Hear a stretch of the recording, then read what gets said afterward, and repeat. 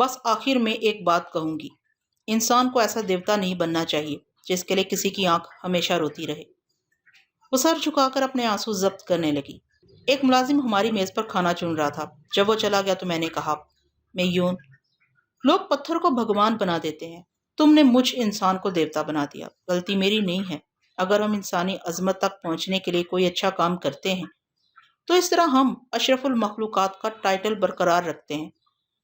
ایسے مقام پر دیوتا یا فرشتے بھی ہم سے برتر نہیں ہوتے۔ اب میں تمہیں بتاؤں کہ انسان کیا ہے۔ انسان اپنے اندر شیطان ہے، اور انسان اپنے اندر مجاہد ہے جو شیطان کے خلاف جہاد کرتا رہتا ہے۔ کبھی اسے شکست کھاتا ہے، کبھی اسے شکست دیتا ہے۔ ہم دونوں ہی کل سے اس جہاد میں مصروف ہیں۔ کبھی شیطان سے شکست کھا کر بہکنے پر آتے ہیں، کبھی اسے شکست دے کر سنبھل جاتے ہیں۔ چلو کھانا شروع کرو، ابھی تو جہاد جاری ہے۔ میں نے کھانا شروع کیا، وہ چپ بیٹھی رہی۔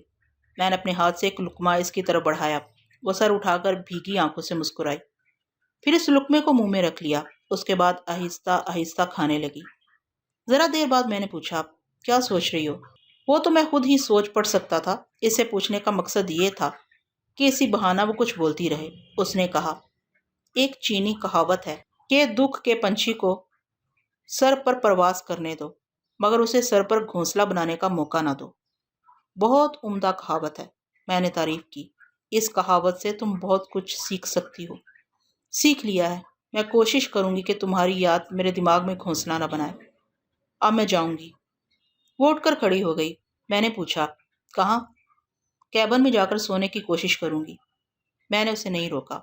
وہ پچھلی رات سے جاگ رہی تھی، اب اسے سو جانا چاہیے تھا۔ وہ چلی گئی۔ میں نے پیٹ بھر کر کھانے کے بعد چائے کا آرڈر دیا، پھر سگریٹ سلگا کر اس کے دھوئیں سے کھیلنے لگا۔ اگر باقاعدہ اخلاقیات کا پاس رکھا جائے تو قدم قدم پر اپنی خواہشات اور ضروریات کا گلا گھونٹنا پڑے گا، جیسا کہ میں نے میون کے ساتھ رویہ اختیار کیا تھا۔ ویسے ہی مجھے ہر جگہ معلم بن جانا چاہیے تھا، جوان لڑکیوں کو سامنے بٹھا کر لیکچر دینا چاہیے تھا، لیکن میں ایسا نہیں کر سکتا تھا۔ میون مجبور تھی، مظلوم تھی اور معصوم تھی، اس لیے میں اس کے سامنے مکمل انسان بن گیا تھا۔ میں ایسی مظلوم لڑکی کو زندگی بھر کا روگ لگانا نہیں چاہتا تھا۔ جہاں شرافت کے عمل کا مظاہرے کا موقع آئے وہاں یقیناً مکمل انسان اور پیکر اخلاقیات بن جانا چاہیے، لیکن بعض حالات میں اپنی بھی کوئی ایسی کمزوری یا اپنی کوئی ایسی پسند ہوتی ہے جس کے آگے ہم ہتھیار ڈال دیتے ہیں۔ رومانہ عرف سارا ایسی تھی کہ میں معلم اخلاقیات بن کر یہ نہیں کہہ سکتا تھا کہ بی بی تم لڑکا ہی بنی رہو تو بہتر ہوگا۔ اگر بلاؤز اسکرٹ پہن کر آؤ گی تو مجھ جیسے لڑکے کا اخلاق بگڑ جائے گا۔ وہ نیوی بلو کلر کا بلاؤز اسکرٹ پہنے ڈائننگ ہال کے دروازے پر چلی آئی۔ میں اس وقت پیالی اٹھا کر چائے کا گھونٹ بھر رہا تھا۔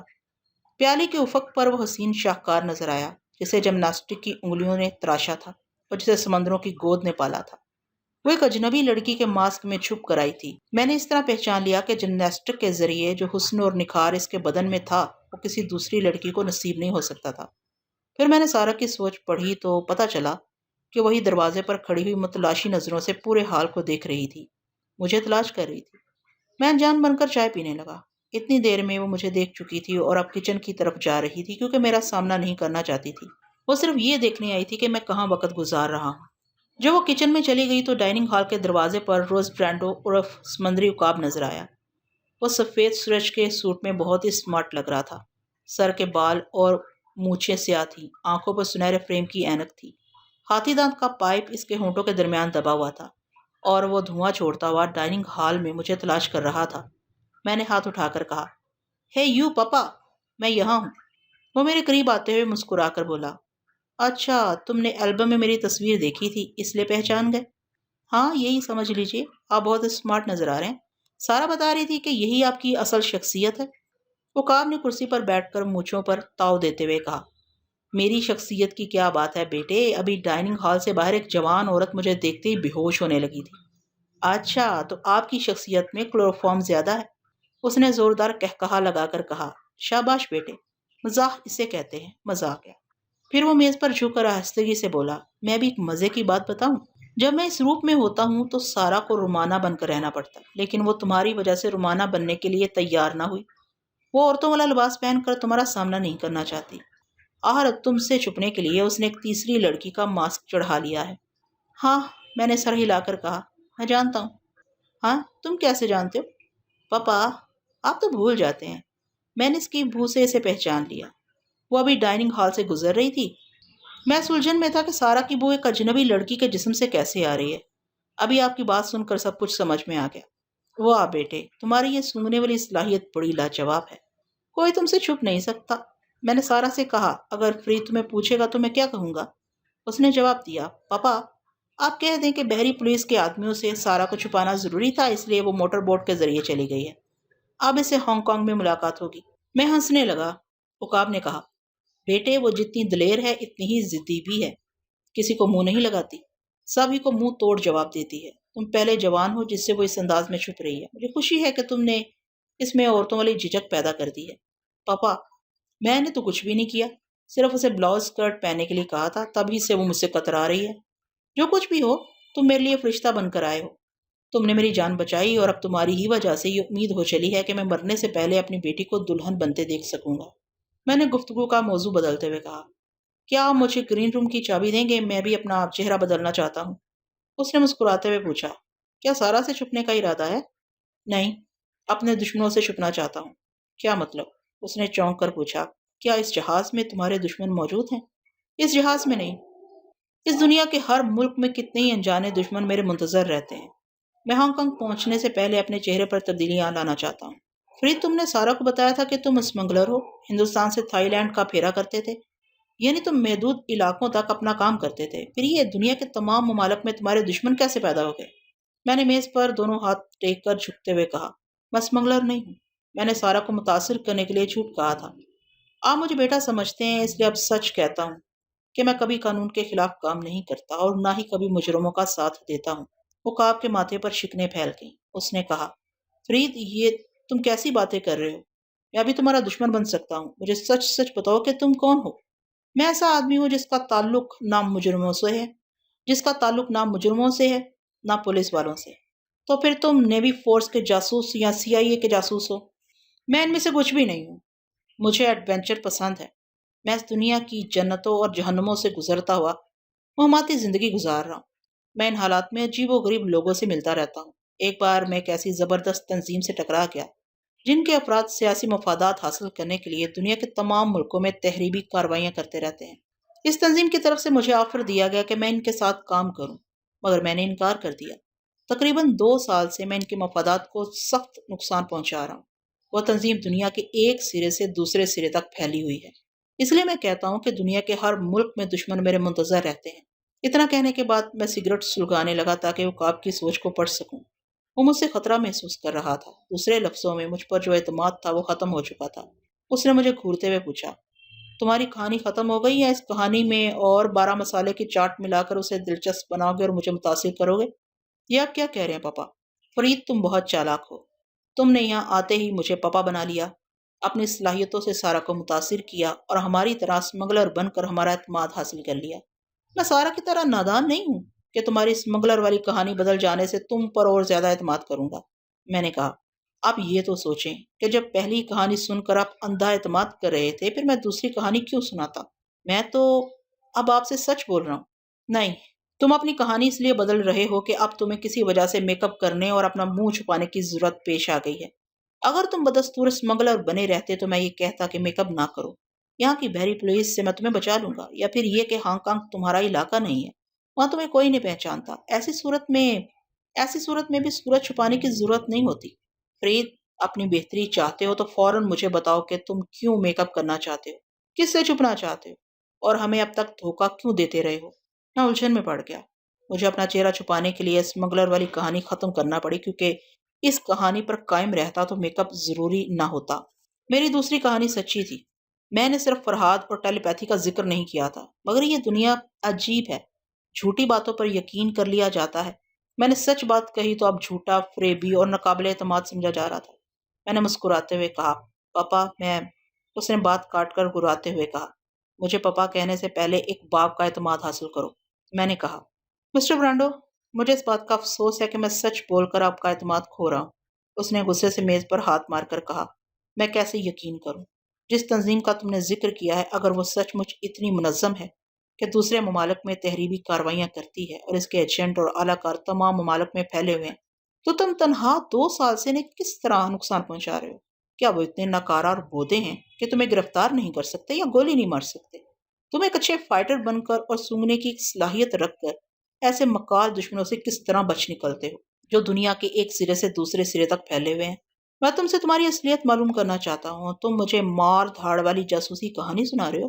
میں نے کہا، جاسوسیت اور اسرار کی کہانی یہ بھی بن سکتی ہے مسٹر برینڈو، دوہری زندگی گزارتے ہیں۔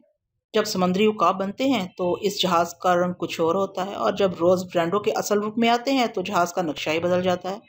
بحری پولیس کے چھاپے سے محفوظ رہنے کے لیے مخصوص کیبنوں کی دیواریں دوہری بنائی گئی ہیں تاکہ تمام غیر قانونی مال چھپایا جا سکے۔ میں نے معقول جواب دیا تھا، مگر اس نے سرد لہجے میں کہا، سارا بہت نادان ہے، اس نے تمہیں سب کچھ بتا دیا تھا کہ مال کس طرح چھپایا جاتا ہے۔ میں آپ کا دشمن نہیں ہوں، اس لیے سارا نے مجھے اپنا سمجھ کے اعتماد کیا ہے۔ مجھے افسوس ہے فرید، میں تم پر اعتماد نہیں کر سکتا۔ تم مجرموں کا ساتھ نہیں دیتے ہو اور میں مجرم ہوں، اس لیے تمہیں چھوٹ نہیں دوں گا، تم حراست میں رہو گے۔ اس نے ایک ملازم کو بلا کر کہا کہ 4 مسلح جوانوں کو بلایا جائے۔ وہ حکم کی تعمیل کے لیے چلا گیا۔ میں اور برینڈو اطمینان سے اپنی اپنی کرسی پر بیٹھے ہوئے تھے۔ اسے اطمینان تھا کہ میں بحری جہاز سے کہیں فرار نہیں ہو سکتا۔ چاروں طرف سمندر ہے اور میں اس کی سوچ پڑھ کر مطمئن تھا کہ وہ مجھے ہلاک نہیں کرے گا، کیونکہ میں نے اس کی جان بچائی تھی۔ اس احسان کا بدلہ چکانے کے لیے وہ کوئی ایسی تدبیر سوچ رہا تھا کہ وہ کسی طرح مجھ سے پیچھا چھڑا لے۔ نہ وہ میری جان لے اور نہ میں قانون کی حمایت میں روز برینڈو کے مجرم ہونے کا ثبوت پیش کروں۔ 4 مسلح جوان آئے تو میں اٹھ کر کھڑا ہو گیا۔ برینڈو نے انہیں حکم دیا، فرید کو حوالات میں بند کرو، مگر اس کے آرام کا خیال رکھو، وہاں فولڈنگ چارپائی اور کرسی وغیرہ پہنچا دو۔ ڈائننگ ہال کے تمام لوگ مجھے دیکھ رہے تھے۔ یہ خبر آگ کی طرح کچن تک پہنچی کہ عقاب کا معزز مہمان فرید حراست میں رکھا جا رہا ہے۔ سارا کچن سے دوڑتی ہوئی آئی۔ میں مسلح جوانوں کے درمیان چلتا ہوا ہال سے باہر جا رہا تھا۔ اس نے کچھ حیرانی اور کچھ غصے سے باپ کو مخاطب کیا، پاپا کیا بات ہے؟ آپ فرید کے ساتھ ایسا سلوک کیوں کر رہے ہیں؟ یو شٹ اپ، برینڈو نے گرج کر کہا، تم کس مصیبت کو یہاں لے آئی ہو؟ یہ نہ ہماری لائن کا آدمی ہے اور نہ ہی کسی اور طرح سے مجرمانہ زندگی گزارتا ہے۔ اس کا مطلب تو یہی ہوتا ہے کہ یہ جاسوس ہے، قانون کا محافظ ہے۔ میں اس وقت تک مسلح جوانوں کے ساتھ ہال سے دور جا چکا تھا اور اب دماغ کی اسکرین پر باپ بیٹی کو دیکھ رہا تھا۔ سارا نے پوچھا، کیا فرید نے اقرار کیا ہے کہ وہ جاسوس ہے؟ مجرم جاسوس کے سامنے اور جاسوس مجرم کے سامنے کبھی اپنا بھید نہیں کھولتے۔ تو پھر آپ اس پر کیسے شبہ کر رہے ہیں؟ آرام سے بیٹھ جاؤ، میں تمہیں بتاتا ہوں۔ وہ میری حال ہی کی ہوئی کرسی پر بیٹھ گئی۔ برینڈو وہ تمام باتیں تفصیل سے بتانے لگا جو میں نے اپنے بارے میں اسے بتائی تھی۔ سب کچھ سننے کے بعد سارا نے کہا، پاپا وہ صرف دلیر نہیں، ذہین بھی ہے۔ اس خطرناک تنظیم کے افراد یقیناً خطرناک ہوں گے، لیکن فرید اپنی ذہانت سے بچتا بچاتا ہمارے پاس پہنچا ہے۔ وہ مہم جو نوجوان ہے، اس کے لیے اپنی حفاظت مشکل ہو سکتی ہے، ناممکن نہیں ہو سکتی۔ سارا، تم نے ابھی صرف سمندر دیکھا ہے، تم صرف یہاں کے مصائب سے لڑتی رہی ہو۔ تم یہ نہیں جانتی کہ زمین کے چپے چپے پر کیسے کیسے ذہین، دلیر اور خطرناک لوگ موجود ہیں۔ تم نے صرف ہانگ کانگ سے فاموسا اور جاپان تک کی دنیا دیکھی ہے، اور اس مختصر سی دنیا میں فرید کی دلیری اور ذہانت سے متاثر ہو گئی۔ لیکن میرا تجربہ تمہاری طرح محدود نہیں ہے۔ میں اس بات کو سمجھتا ہوں کہ فرید اگر کسی منظم گروہ سے ٹکراتا تو اب تک وہ لوگ اس تنہا آدمی کو چٹکی میں مسل چکے ہوتے۔ میں آپ کے تجربات اور دانائی کو تسلیم کرتی ہوں۔ ٹھیک ہے، فرید نے اپنی یہ دوسری داستان بھی من گھڑنٹ سنائی ہوگی، وہ پراسرار بن کر رہنا چاہتا ہوگا، مگر یہ تو سوچئے کہ اس نے ہمیں کوئی نقصان نہیں پہنچایا، بلکہ آپ کو زہریلی شراب سے بچایا ہے۔ میرا دل نہیں مانتا کہ وہ کسی موقع پر ہمارا دشمن بن سکتا ہے۔ برینڈو نے بیٹی کو گہری نظروں سے دیکھتے ہوئے کہا، تمہارا دل نہیں مانتا؟ فرید نے تمہیں اس حد تک متاثر کیا ہے کہ اب تم دل کی بات پر زور دیتی ہو، دماغ سے فیصلہ کرنا بھولتی جا رہی ہو۔ سارا ایک ذرا سا گھبرائی، پھر اپنے آپ کو ٹٹولنے لگی، کیا میں دل کے کسی معاملے میں فرید سے متاثر ہوں؟ اس سوال کے جواب میں خواب کی ایک ہلکی سی جھلک تصور میں نظر آئی۔ اس طرح سمگی میں پتہ چلا کہ دل میں کہیں چور چھپا ہوا ہے جسے اس کے باپ نے پکڑ لیا ہے۔ وہ جلدی سے تیور بدل کر غصے سے بولی، پاپا آپ کیسی باتیں کر رہے ہیں؟ آپ جس انداز میں سوچ رہے ہیں اس انداز میں مجھے کوئی متاثر نہیں کر سکتا۔ تو پھر تم ہی فیصلہ سناؤ کہ فرید سے کیا سلوک کیا جائے۔ وہ الجھن میں پڑ گئی۔ برینڈو نے کہا، ہر پہلو پر اچھی طرح غور کرو۔ تم اس جہاز کے تمام خفیہ کیبن اسے دکھا چکی ہو، وہ سب کچھ جان چکا ہے کہ جہاز میں کتنا مال ہے اور کہاں چھپا کر رکھا گیا ہے۔ سارا کے تصور میں وہ منظر گھوم گیا جب وہ مجھے تمام کیبن دکھا رہی تھی۔ برینڈو نے کہا، وہ اس بات کا اعتراف کر چکا ہے کہ وہ مجرموں کا ساتھ کبھی نہیں دیتا، اور ہم باپ بیٹی جتنے بڑے جرم کا ثبوت لیے جا رہے ہیں، ہانگ کانگ میں فرید اس ثبوت کے ساتھ ہمیں قانون کے حوالے کر دے گا۔ سارا دونوں ہاتھوں سے سر تھام کر میز پر جھک گئی۔ میں نے تقریباً 20 سال سے اپنی اس دوہری شخصیت کو برقرار رکھا ہے۔ میں پرتگالی علاقہ مکاؤ میں ایک معزز رئیس اعظم روز برینڈو ہوں، اور اس وسیع سمندر کے سینے پر اڑنے والا ایسا عقاب جو قانون کے شکنجے میں نہیں آتا۔ لیکن آج فرید کو ہمیشہ کے لیے خاموش نہ کیا گیا تو میری دونوں شخصیتیں فنا ہو جائیں گی۔ برسوں کی کمائی ہوئی دولت چٹکی نہیں ملے گی اس میں سے۔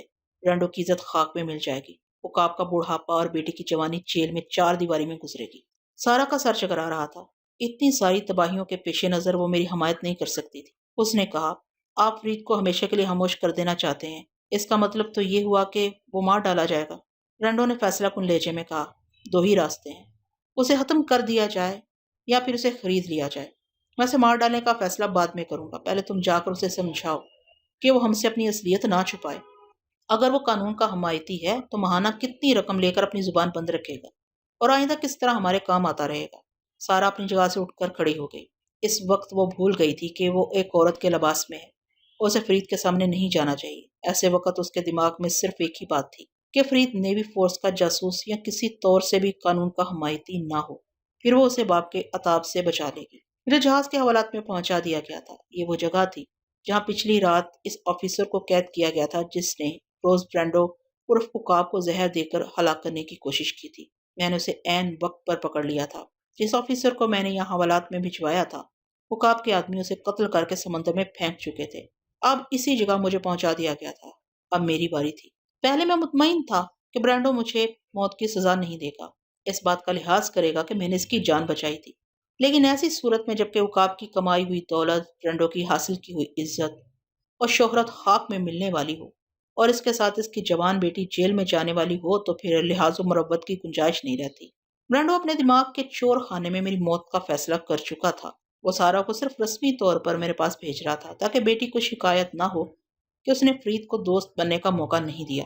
اگر میں یہ جھوٹ کہہ دیتا کہ میں قانون کا محافظ ہوں اور دوسرے رشوت خور آفیسروں کی طرح اس سے ماہانہ ایک معقول رقم لے کر اس کے کام آتا رہوں گا، تب بھی وہ مجھ پر اعتماد نہ کرتا، کیونکہ وہ پولیس آفیسروں سے اوپر ہی اوپر لین دین کی حد تک تعلق رکھتا تھا۔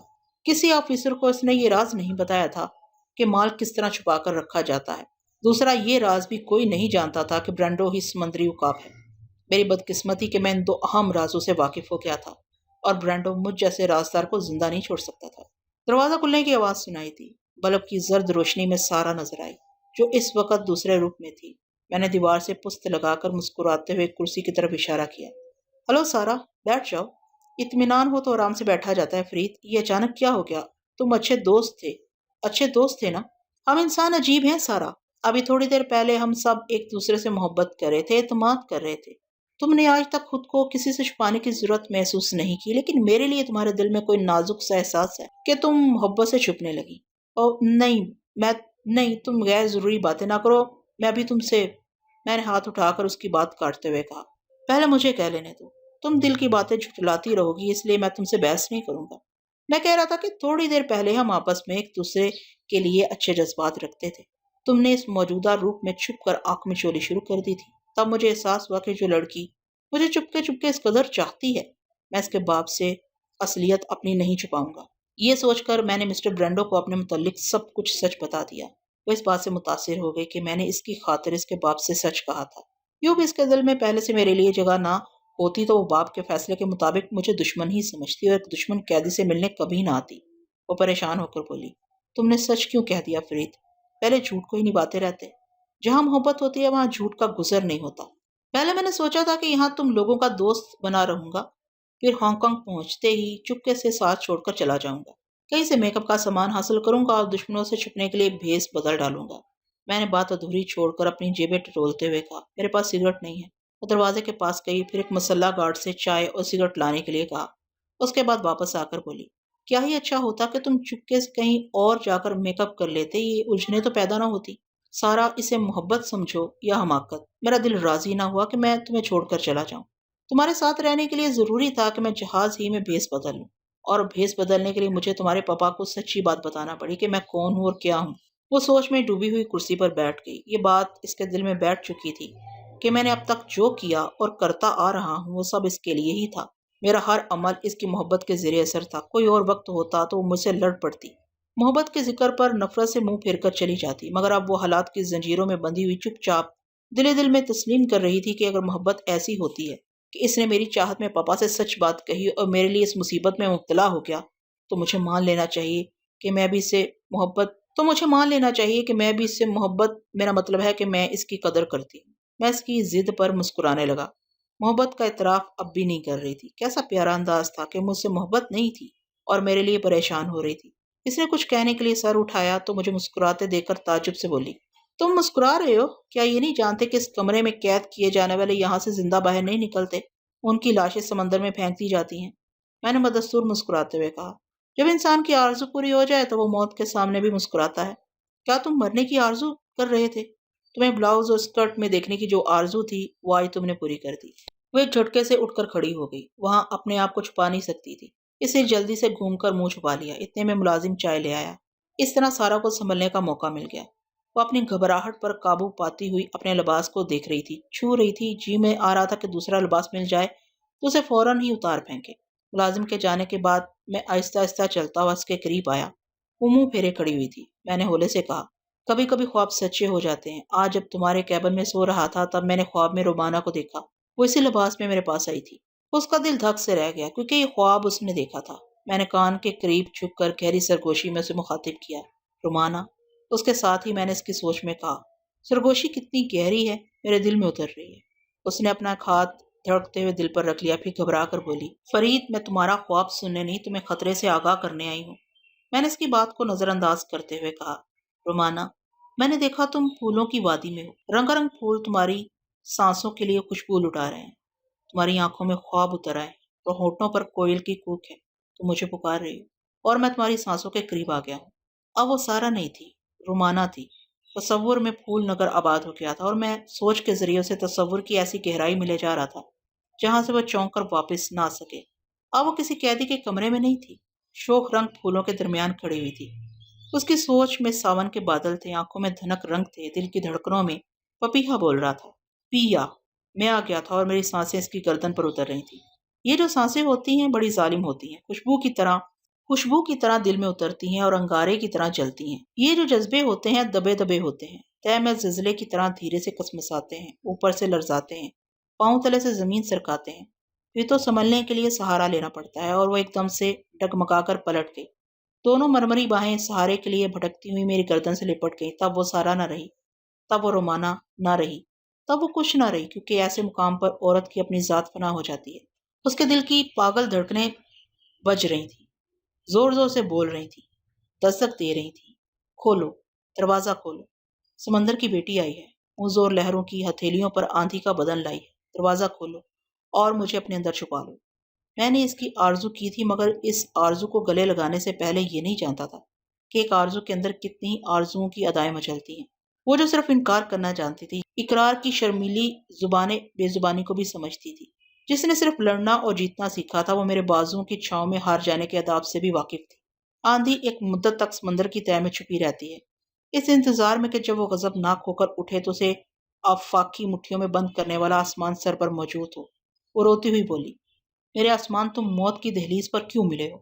پاپا تمہیں زندہ نہیں چھوڑیں گے۔ میں نے اس کے آنسوؤں کو ہونٹوں کی انگلیوں سے پوچھتے ہوئے کہا، رومانہ، تمہاری جیسی ناقابل شکست لڑکی روتی ہوئی اچھی نہیں لگتی۔ تم نے میرے اندر کی سوئی ہوئی عورت کو بیدار کرتے ہوئے یہ کیوں نہ سوچا کہ عورت روتی بھی ہے، اپنے لیے نہیں، اپنے پیار کی سلامتی کے لیے۔ میں کبھی یہ سوچ بھی نہیں سکتی تھی کہ کبھی کسی کے لیے میری آنکھ میں آنسو آئیں گے۔ میں نے پھر اس کے آنسوؤں کو چوم لیا۔ میری جان، پریشان ہونے سے بات نہیں بنے گی۔ تم اپنے پاپا کو سمجھاؤ کہ میں دشمن نہیں ہوں۔ فرحاد، میں تم سے زیادہ پاپا کو سمجھتی ہوں۔ انہیں جس کی طرف سے خطرہ محسوس ہوتا ہے وہ اسے کبھی زندہ نہیں چھوڑتے۔ میں نے کیسے یقین دلاؤں کہ تم ان کی دوہری شخصیت کا راز فاش نہیں کرو گے؟ ہاں، جو سمجھنا نہ چاہے اسے سمجھانے کی ہر کوشش فضول ہوتی ہے۔ کوئی بات نہیں، جو میری تقدیر میں یہی لکھا ہے، میں تمہاری محبت کو پا لینے کے بعد مر جاؤں تو مجھے تقدیر کا یہ فیصلہ منظور ہے۔ نہیں، وہ اتنی سختی سے لپٹ گئی جیسے مجھ میں جذب ہو کر میرے مرنے سے پہلے اپنی ذات کو میرے اندر ختم کر دینا چاہتی ہو۔ رومانہ، ایک طرح سے تقدیر کا فیصلہ مناسب ہے۔ اگر میں زندہ رہوں گا تب بھی ہم ایک ساتھ زندگی نہیں گزار سکیں گے۔ اس نے چونک کر سر اٹھایا، پھر حیرانی سے بولی، کیا کہہ رہے ہو فرید؟ وہی کہہ رہا ہوں جو ایک بار تم سے کہہ چکا ہوں، ہم مہماتی زندگی گزارتے ہیں۔ آج تک تم کسی کی پابند نہیں رہی اور نہ ہی میں کسی کو بیوی بنا کر اس کا پابند رہنا چاہتا ہوں۔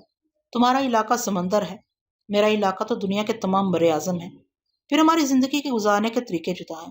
تم جرائم کے سائے میں زندہ رہتی ہو اور میں جرائم سے نفرت کرتا ہوں۔ وہ آہستہ آہستہ مجھ سے الگ ہو گئی، مجھ سے ایک قدم فاصلے پر کھڑی ہو کر بولی، فرید، میں نے تمہاری خاطر اپنی ضد چھوڑ دی، تمہارے لیے عورت بن گئی۔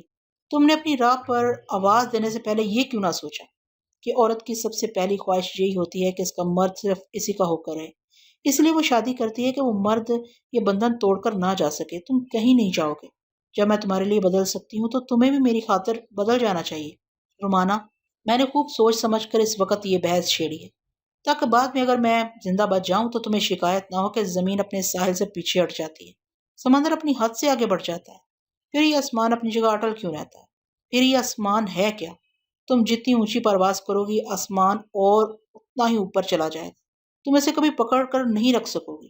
وہ تیزی سے میرے پاس آئی، پھر میرا گریبان پکڑ کر جھنجھوڑتی ہوئی بولی، نہیں فرید نہیں، مجھے فلسفے کی زبان میں نہ سمجھاؤ۔ اگر تمہیں اسی طرح دور ہونا تھا تو مجھے قریب کیوں لے کے آئے؟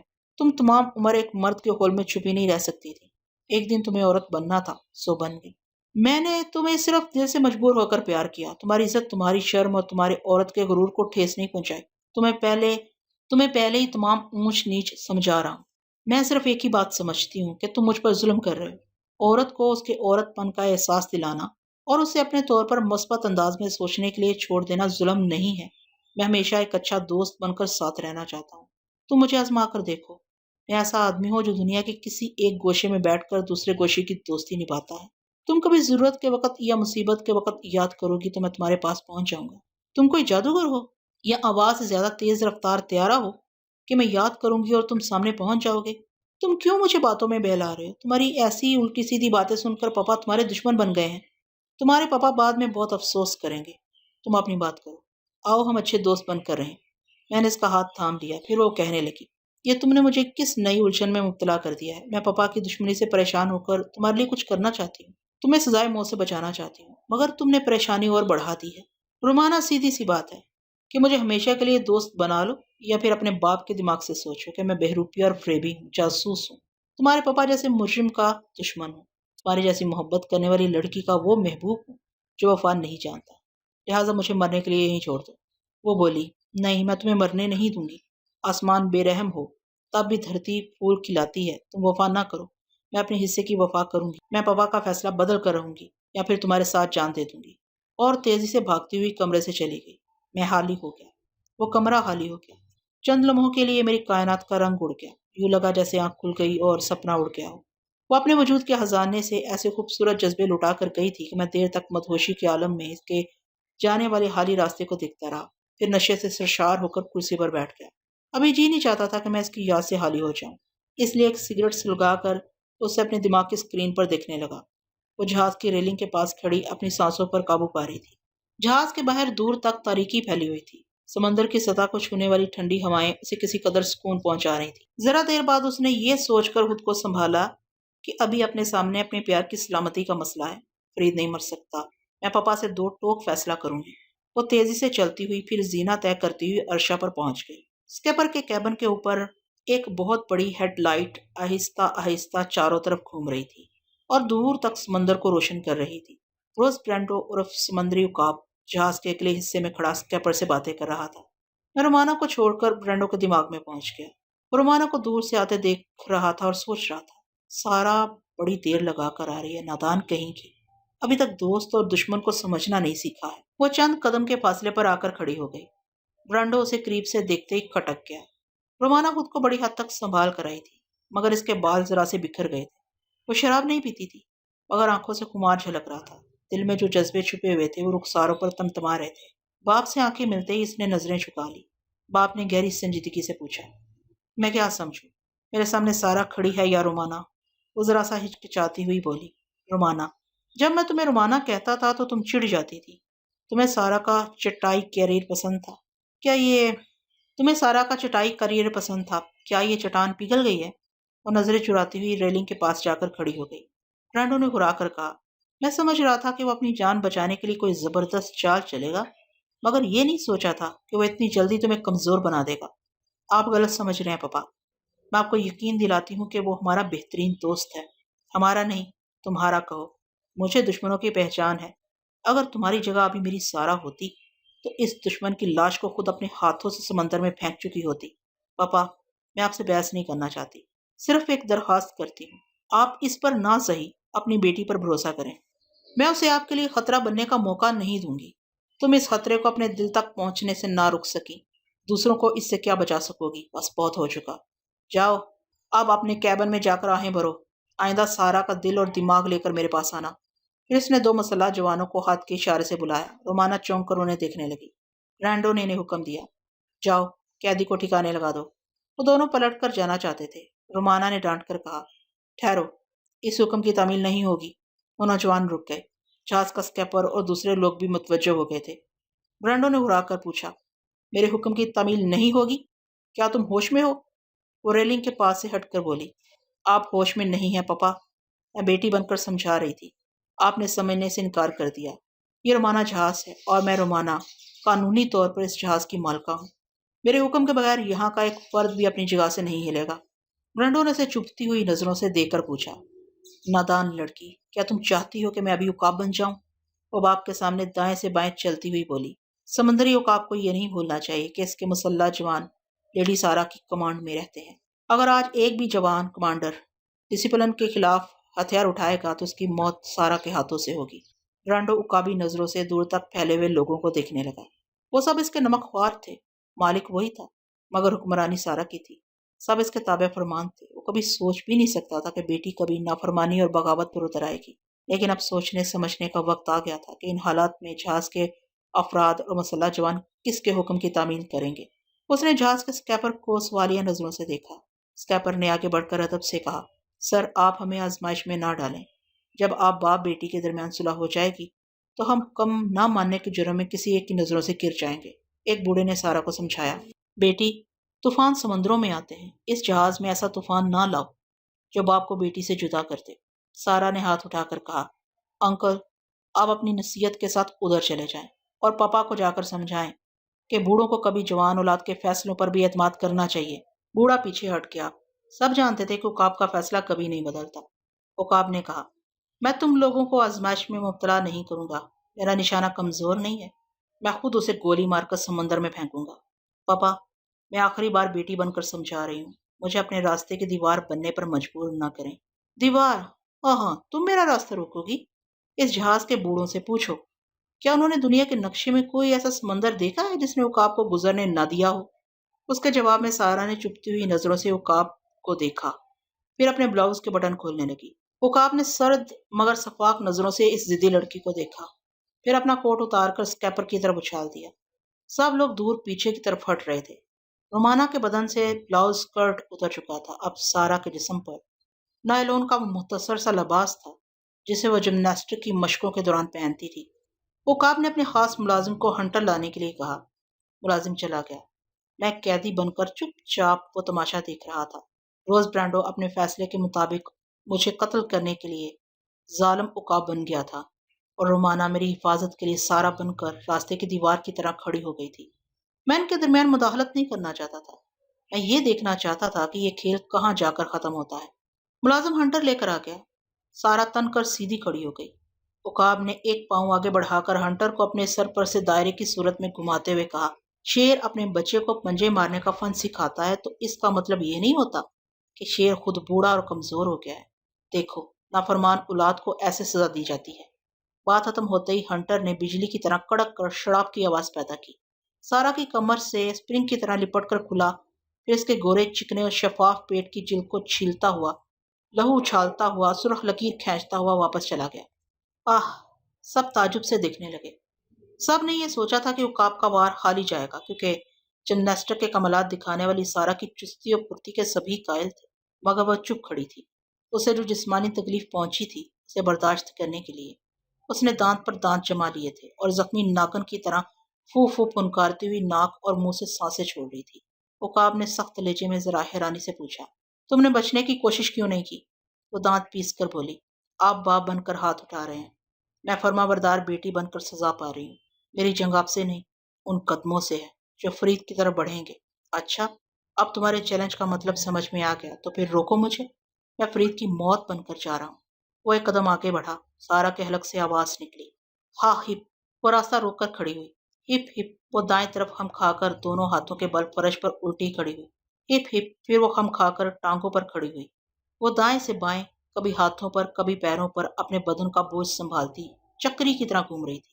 عقاب تیزی سے چاروں طرف گھوم گھوم کر اسے دیکھ رہا تھا کہ پتہ نہیں وہ کب حملہ کر دے گی، مگر وہ ایک طرف پہنچ کر دونوں ٹانگوں پر چپ چاپ کھڑی ہو گئی۔ تب عقاب کو اپنی حماقت کا احساس ہوا۔ سارا نے اسے ایک گول چکر دے کر اس کا راستہ بدل دیا تھا اور وہ میری طرف آنا چاہتا تھا، مگر اب مخالف سمت میں آگے بڑھ گیا تھا۔ ادھر سارا کے کھڑے ہونے کا انداز کہہ رہا تھا، بوڑھے قاتل آگے بڑھو۔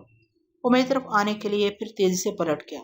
ہا ہپ خطرے کی گھنٹی سنائی تھی۔ وہ تیزی سے پلٹا، مگر پلٹنے اور جھپٹنے کی تیزی بجلی کے حصے میں آئی۔ وہ بجلی کی تیزی سے فرش پر آ کر جیسے گری، عقاب کی ٹانگ پر ٹانگ مار کر اسے گرایا۔ لیٹے ہی لیٹے ایک دائرے میں گھومی، پھر ہا ہپ کی تال پر الٹی کلا بازی کھا کر کھڑی ہو گئی۔ عقاب کمزور یا اناڑی نہیں تھا، ایک بہترین فائٹر تھا، مگر اس کے لیے مشکل یہ تھی کہ سارا لڑنے کی بجائے جمناسٹک کے کرتب دکھا رہی تھی، اسے حملہ کرنے کا موقع نہیں دے رہی تھی۔ اس نے جلا کر پھر ہنٹر ہاتھ میں لے لیا، شڑاپ شڑاپ۔ وہ ہنٹر بجلی کی طرح لپکنے لگا، مگر اب بجلی کی طرح سارا پر نہ گر سکا، کبھی اسی کی ٹانگوں کے نیچے سے کبھی سر پر سے گزر گیا۔ میں مسکراتے ہوئے دماغ کی اسکرین پر دیکھ رہا تھا، لیکن باپ بیٹی کا مقابلہ زیادہ دیر تک جاری نہ رہ سکا۔ اچانک ہی جہاز میں خطرے کا الارم بجنے لگا۔ عقاب کے ہاتھ سے ہنٹر چھوٹ گیا، وہ دوڑتا ہوا اسکیپر کے کیبن میں پہنچا۔ سارا بھی اس کے پیچھے بھاگتی ہوئی گئی۔ جہاز کے سب سے اوپری حصے پر جہاں ایک شخص ہیڈ لائٹ کے پاس ڈیوٹی دے رہا تھا، وہ پائپ کے اوپری سرے سے بول رہا تھا۔ اس کا دوسرا سرا کیبن کے اندر تھا، وہاں سے آواز آ رہی تھی، سر ایک لانچ ہماری طرف آ رہی ہے، وہ سگنل دے رہے ہیں کہ وہ بحری پولیس کی لانچ ہے۔ یہ اطلاع سنتے ہی عقاب گراتا ہوا سارا کی طرف پلٹا، سن لیا تم نے؟ اگر تم نے فوراً ہی فرید کو ختم نہ کیا تو وہ بحری پولیس کو خفیہ کیبنوں تک پہنچا دے گا۔ سارا جواب دینے کی بجائے اچھل کر دروازے پر گئی، پھر اس سے پہلے کہ عقاب کی سمجھ میں کچھ آتا اس نے کیبن کے دروازے کو باہر سے بند کر دیا۔ پھر اس نے ایک مسلح جوان سے رائفل لے کر کہا، جاؤ سب یہاں سے ذرا دور چلے جاؤ۔ تم سنو، جلدی سے فرسٹ ایڈ باکس لے آؤ۔ اسکیپر اور عقاب دروازے کو اندر سے پیٹنے لگے۔ سارا دروازہ کھولو، ورنہ میں اسے توڑ کر بھی باہر آ سکتا ہوں۔ اتنی عقل مجھے بھی ہے پاپا، تھوڑی سی عقل میں آپ کو بھی دینا چاہتی ہوں۔ اگر آپ دروازہ توڑنا چاہیں گے تو میں 90 ڈگری پر فائرنگ کروں گی۔ یہ ہوائی فائرنگ کی آواز پولیس لانچ تک پہنچے گی، پھر آپ روز برانڈو جیسے موزس شہری کے جہاز میں فائرنگ کا کوئی جواز پیش نہ کر سکیں گے۔ عقاب کو عقل آ گئی، اس نے بزرگانہ انداز میں سمجھایا، بیٹی تمہیں کیا ہو گیا ہے؟ کیا تم اپنے جہاز کو پولیس کی نظروں میں مشکوک بنانا چاہتی ہو؟ اگر کیبن میں آپ خاموش بیٹھے رہیں گے تو میں فائرنگ نہیں کروں گی، اور یہ خیال دماغ سے نکال دیں کہ جب تک میں یہاں کھڑی رہوں گی کوئی آپ کی مدد کے لیے آئے گا۔ آپ تمام لوگوں کا فیصلہ سن چکے ہیں کہ یہ لوگ باپ بیٹی کے جھگڑے میں نہیں آئیں گے۔ سارا تم مجھے کیسے بند رکھ سکو گی؟ روز برانڈو کی حیثیت سے مجھے ہی پولیس والوں سے باتیں کرنا ہوں گی۔ جب پولیس لانچ قریب آئے گی اور وہ آپ کو کال کریں گے تب میں دروازہ کھول دوں گی، لیکن اس کی بھی ایک شرط ہے۔ بکو کیا بکتی ہو؟ دیکھیے پاپا، آپ نے فرید کو قتل کرنے کا حکم دیا تھا، مگر اس کی تعمیل نہیں ہوئی کیونکہ یہ بیچارے مجبور ہیں۔ ہم میں سے کسی ایک کا حکم مان کر بعد میں مصیبت میں پڑ جائیں گے۔ چلیے ہم دونوں مشترکہ حکم صادر کرتے ہیں کہ فرید کو آزاد کر کے یہاں لایا جائے۔ میں حکم نہیں دوں گا، مجھے غصہ نہ دلاؤ، میں بھی غصے والے باپ کی بیٹی ہوں۔ میرے اچھے پاپا، ہم دونوں کو غصے میں نہیں آنا چاہیے۔ حکم دیجیے۔ فرسٹ ایڈ باکس لانے والا فرش پر گھٹنے ٹیک کر سارا کے پیٹ اور کمر کے زخم پر مرہم لگا رہا تھا، پھر وہ پٹی باندھنے لگا۔ پاپا آپ حکم دینے میں دیر کر رہے ہیں اور میری انگلی رائفل کے ٹریگر پر کانپ رہی ہے۔ اگر آپ میری ضدی طبیعت کو بھول چکے ہیں تو لیجیے، میں 3 کہتے ہی فائرنگ شروع کر دوں گی۔ 1 2 ٹھہرو میں حکم دے رہا ہوں۔ سارا نے 4 مسلح جوانوں کو قریب بلایا، پھر وہ سارا اور عقاب کا مشترکہ حکم سن کر میری طرف آنے لگے۔ میں نے مسکرا کر دل میں کہا، جیو میری جان، تم تو واقعی سمندر کے سینے پر آندھی کی طرح چلتی ہو۔ 10 منٹ کے بعد میں قید خانے سے نکل کر اپنی رومانہ کے پاس پہنچا۔ اس نے مجھے رائفل دے کر کہا، دروازے پر کھڑے رہو، میں ذرا لباس بدل لوں۔ وہ بلاؤز اسکرٹ فرش پر سے اٹھا کر پہننے لگی۔ اسے خیال آ رہا تھا کہ وہ عورتوں کا لباس میرے سامنے پہننے سے کتراتی تھی، اب اسد شوق پہن رہی تھی۔ اس خیال سے وہ مسکرانے لگی۔ اس وقت پولیس لانچ کا سائرن تھوڑے تھوڑے وقفے سے اپنی آواز سناتا ہوا قریب آ چکا تھا، اور اب جہاز کے مالک اور اسکیپر کو عرشے کے اگلے حصے میں بلایا جا رہا تھا۔ رومانہ نے کیبن کا دروازہ کھول دیا۔ برنڈو نے ہمیں گھور کر دیکھا، مگر اب میرے خلاف کچھ کر گزرنے کا وقت نہیں رہا تھا۔ پولیس لانچ نگاہوں کے سامنے تھی۔ برطانوی بحری پولیس کے مسلح سپاہی خاکی وردیوں میں نظر آ رہے تھے۔ وہ اسکیپر کے ساتھ تیزی سے چلتا ہوا عرشا کے اگلے حصے میں چلا گیا۔ میں نے رومانہ کے شانے پر ہاتھ رکھ کر انجان بنتے ہوئے کہا، میری جان، تم تو کہتی تھی کہ تمہارے پاپا کا فیصلہ نہیں بدلے گا، پھر یہ مجھے آزاد کیسے کر دیا گیا؟ وہ ہنستی ہوئی بولی، تم قید خانے میں پڑے ہوئے تھے، یہاں پاپا سے میری فائٹ ہو گئی، مجھے بتانے لگی۔ میں دلچسپی سے سنتے ہوئے اس کی دلیری اور ذہانت کی تعریف کرنے لگا۔ اسی وقت برینڈو نے واپس آ کر اپنے لوگوں سے کہا، وہ لوگ چیکنگ کے لیے آ رہے ہیں، تم سب لوگ اپنے اپنے کاموں میں مصروف ہو جاؤ۔ جاؤ، جب آفیسر ڈیک پر آئے تو تمام ہتھیار اس کے سامنے رکھ دو۔ خیال رکھو انہیں کسی قسم کا شبہ نہ ہونے پائے۔ میں نے اپنے ہاتھ کی رائفل ایک نوجوان کو واپس دے دی۔ وہ سب اپنے فرائض کی ادائیگی کے لیے جانے لگے۔ برینڈو اپنا کوٹ پہنتا ہوا میرے سامنے کھڑا ہو گیا، پھر گہری سنجیدگی سے بولا، میری نادان بیٹی نے تمہیں میرے ہاتھوں سے بچا لیا، اور جس نے تمہیں بچا لیا ہے، اس لڑکی کی عزت، اس کا مستقبل تمہارے ہاتھوں میں ہے۔ تم پولیس والوں سے مل کر اس لڑکی کو اس کی نادانی کی سزا دے سکتے ہو۔ میں اپنی فطرت سے مجبور ہوں، تباہی کے دھانے پر بھی دشمن کو دشمن ہی سمجھتا ہوں۔ یہ کہہ کر وہ جواب سنے بغیر چلا گیا۔ رومانہ نے میرا ہاتھ تھام کر کہا، فرید، مجھے ڈر لگ رہا ہے۔ کیا مجھ سے؟ تم سے نہیں۔ وہ میں کیا بتاؤں، جب کوئی مصیبت آنے والی ہوتی ہے تو مجھے اندر سے کچھ عجیب سا لگتا ہے، کہیں یہ بحری پولیس والے کچھ گڑبڑ نہ کریں۔ میں نے اس کے شانے پر ہاتھ مارا۔ یار، تم تو عورت بن کر سچ مچ عورتوں کی طرح وہموں میں مبتلا ہو گئی ہو۔ میں پہلے ہی سمجھتی تھی کہ تم میرے انجانے خوف کا مذاق اڑاؤ گے۔ چلو میرے ساتھ۔ کہاں لے جا رہی ہو؟ کہاں کہاں لے جا رہی ہو؟ جب ہمیں خطرے کا احساس ہوتا ہے تو سب سے پہلے پاپا ایک خفیہ پناہ گاہ میں چلے جاتے ہیں، مگر آج وہ بھی میری بات نہیں مانیں گے کیونکہ مجھ سے ناراض ہیں۔ وہ اپنے باپ کے کیبن کے سامنے آ کر رک گئی۔ مجھ سے بولی، تم دوسری طرف منہ کرو۔ کیوں؟ میں نے پوچھا۔ میں دروازے کی چابی نکالوں گی۔ تو میرے سامنے نکالو۔ وہ منہ پھیر کر بولی، نہیں، مجھے شرم آتی ہے۔ اچھا تو یوں کہو نا، شرمانے والی بات ہے۔ میں دوسری طرف منہ پھیر کر کھڑا ہو گیا۔ دروازہ کھلنے کی آواز آئی تو میں پلٹ کر اس کے ساتھ کیبن کے اندر آ گیا۔ وہ دروازہ بند کرتی ہوئی بولی، یہ دروازہ باہر سے لاکڈ کر دیا جائے تو اندر سے بغیر چابی کے کھل جاتا ہے، دیکھو اس طرح۔ اس نے ہینڈل کو بائیں سمت گھما کر بتایا۔ پھر وہ اپنے باپ کے آئرن سیف کے پاس آئی۔ وہاں اس نے سیف کے تالے کا نمبر ایڈجسٹ کرتے ہوئے کہا، دیکھو، اگر 4011 سیٹ کرو گے تو اس آہنی سیف کے ساتھ اس کا پچھلا خفیہ دروازہ بھی کھل جائے گا۔ میں نے دیکھا سیف کا بیرونی دروازہ کھلنے لگا تو اس کے ساتھ سیف کی پچھلی دیوار بھی اس حد تک سرک گئی کہ ایک آدمی وہاں سے گزر کر جا سکے۔ ایسے وقت سیف کے خانے فولڈ ہو جاتے تھے، اس لیے وہاں اہم کاغذات اور ڈالر اور پاؤنڈ کی گڈیاں برائے نام رکھی گئیں۔ میں سارا کے پیچھے چلتا ہوا اس خفیہ دروازے کے پیچھے پہنچ گیا۔ اس نے دروازے کو بند کرتے ہوئے کہا، اگر یہاں سے بھی 4011 سیٹ کیا جائے تو باہر نکلنے کے لیے دوبارہ دروازہ کھل جائے گا۔ دروازہ بند ہونے کے بعد میں نے پچھلی دیوار کو دیکھا۔ وہاں پورٹ ہول بنا ہوا تھا جس کے بلائنڈ شیشے کو سرکانے کے بعد سمندر نظر آتا تھا اور باہر کی تازہ ہوا ملتی تھی۔ میں نے کہا، رومانہ، یہاں جگہ اتنی تنگ ہے کہ میں آسانی سے تمہیں تنگ کر سکتا ہوں۔ میں نے سر جھکا کر اس کی ناک کی مغرور بلندی کو چوم لیا۔ وہ میرے سینے پر سر رکھ کر بولی، تمہارے بازوؤں میں مر جانے کو جی چاہتا ہے، مگر ابھی کوئی شرارت نہ کرو، مجھے بحری پولیس کی طرف سے مطمئن ہو جانے دو۔ اس نے ہاتھ اٹھا کر چھت پر لگے ہوئے ایک بٹن کو آن کر دیا۔ تب مجھے پتا چلا کہ وہاں سپیکر لگے ہوئے ہیں۔ ہمیں باہر کی آوازیں سنائی دے رہی تھی۔ برینڈو پولیس آفیسر اور سپاہیوں کے ساتھ عرشہ پر آ رہا تھا۔ آفیسر کہہ رہا تھا، مسٹر برینڈو، آپ کی شخصیت کسی تعارف کی محتاج نہیں ہے۔ ہم محض رسماً اپنا فرض ادا کرنے آئے ہیں۔ ان بحری پولیس والوں سے میرا دور کا بھی تعلق نہ تھا، اس لیے ان کی سوچ کو پڑھنا فضول تھا۔ اب یہ تو کوئی بات نہ ہوئی کہ پڑھنا آتا ہو تو خواہ ریلوے ٹائم ٹیبل پڑھنے بیٹھ جائیں، اور وہ بھی ایسے وقت جب منہ زور آندھی روبرو ہو اور اس کی سانسیں میرے سینے کو بار بار چھو رہی ہوں۔ میں نے کہا، تم اپنے وہم اور اندیشوں سے کب تک فری ہو جاؤ گی؟ اس نے میرے منہ پر ہاتھ رکھ کر خاموش رہنے کے لیے کہا۔ اسی وقت آفیسر نے پوچھا، مسٹر برینڈو، آپ کی صاحبزادی نظر نہیں آ رہی ہیں؟ میری بیٹی رومانہ سفر سے گھبراتی ہے، میں نے اسے مکاؤ میں چھوڑ دیا ہے۔ نہیں مسٹر برینڈو، ہم مکاؤ کا چپا چپا دیکھ چکے ہیں، رومانہ وہاں موجود نہیں ہے۔ آپ میری بیٹی کو وہاں کیوں تلاش کر رہے تھے؟ صرف آپ کی بیٹی کو نہیں، ہم سی ایگل کی بیٹی سارا کو بھی تلاش کر رہے تھے۔ ہماری 2 سال کی خاموش تفتیش یہ ہے کہ جب سی ایگل اپنی بیٹی سارا کے ساتھ بحری سفر کے لیے ہانگ کانگ سے نکلتا ہے تو مسٹر برینڈو اور ان کی بیٹی رومانہ مکاؤ سے غائب ہو جاتے ہیں۔ کیا یہ ایک دلچسپ اسرار نہیں ہے؟ میں نے دیکھا رومانا کے چہرے پر ایسی سختی آ گئی تھی جیسے کہ خطرات سے کھیلنے والے کھلاڑیوں کے چہروں پر دیکھی جاتی ہے۔ وہ آہستگی سے بولی، آفیسر غلط کہہ رہا ہے، میں پپا کے ساتھ ہمیشہ بحری سفر پر نہیں نکلتی ہوں۔ ہم بہت کم ایک ساتھ اس طرح مال لانے کے لیے نکلتے ہیں۔ ہمارا طریقہ کار ایسا ہے کہ پولیس والے اس انداز میں تفتیش کر کے کبھی ہماری اصلیت کو نہیں سمجھ سکتے۔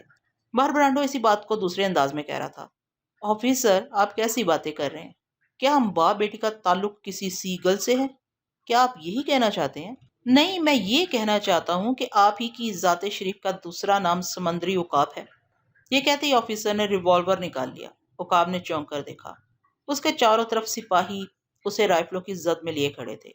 آفیسر نے بلند آواز سے للکار کر کہا، اگر کسی نے چھپ کر ہم پر گولی چلائی تو دوسرے ہی لمحے برنڈو عرف سمندری عقاب کی لاش تمہارے سامنے نظر آئے گی۔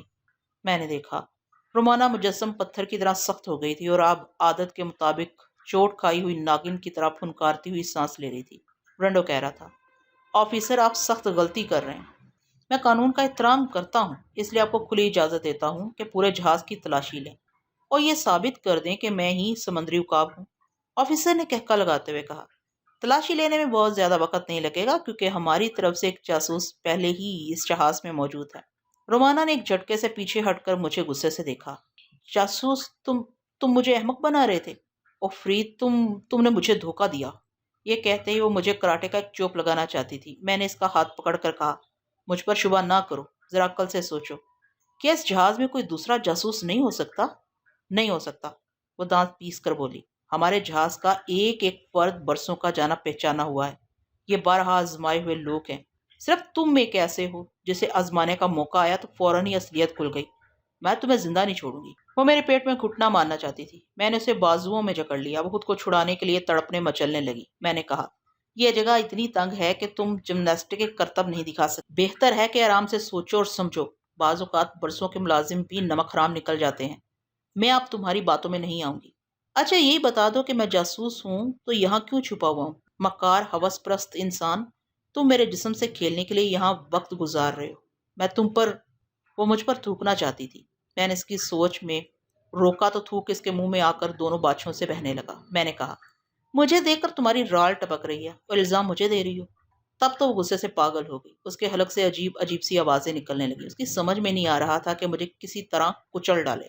وہ جگہ ایسی تھی کہ لڑنے مرنے کی گنجائش پیدا نہیں ہو سکتی تھی۔ وہ چلا کر بولی، باہر چلو، میں تمہیں زندہ نہیں چھوڑوں گی۔ تم باپ بیٹی کے دماغوں کے کچھ پرزے ڈھیلے ہیں۔ پہلے وہ سرک گیا تھا، اب تم سرک رہی ہو۔ ارے خدا کے لیے مجھ پر تھوڑی دیر اور بھروسہ کر لو، ذرا باہر کی باتیں سننے دو کہ وہاں کیا ہو رہا ہے۔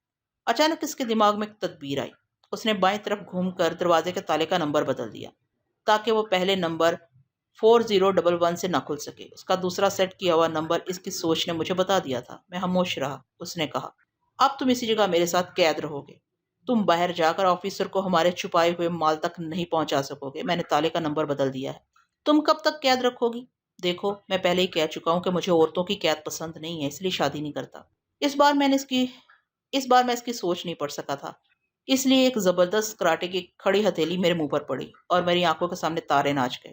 ماننا پڑا کہ اپنی جان کا ہاتھ کافی وزنی ہے۔ اب میں اسے کیا جواب دیتا، جبکہ غصے کی حالت میں بھی اس پر پیار آ رہا تھا۔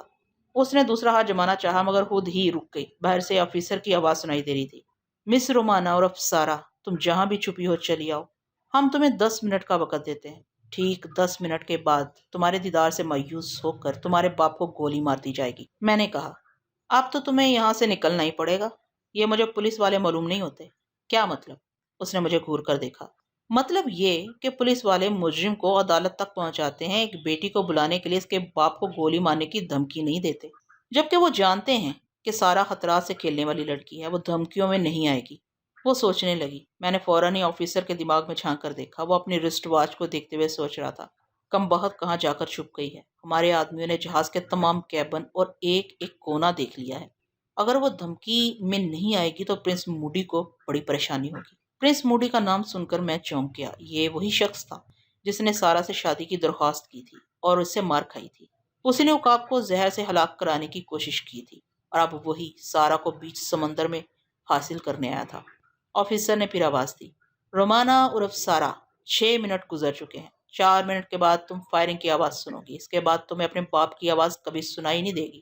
وہ باہر جانے کے لیے پلٹ گئی۔ میں نے اس کا ہاتھ پکڑ کر کہا، باہر مت نکلو، وہ تمہارے پاپا کو گولی نہیں ماریں گے۔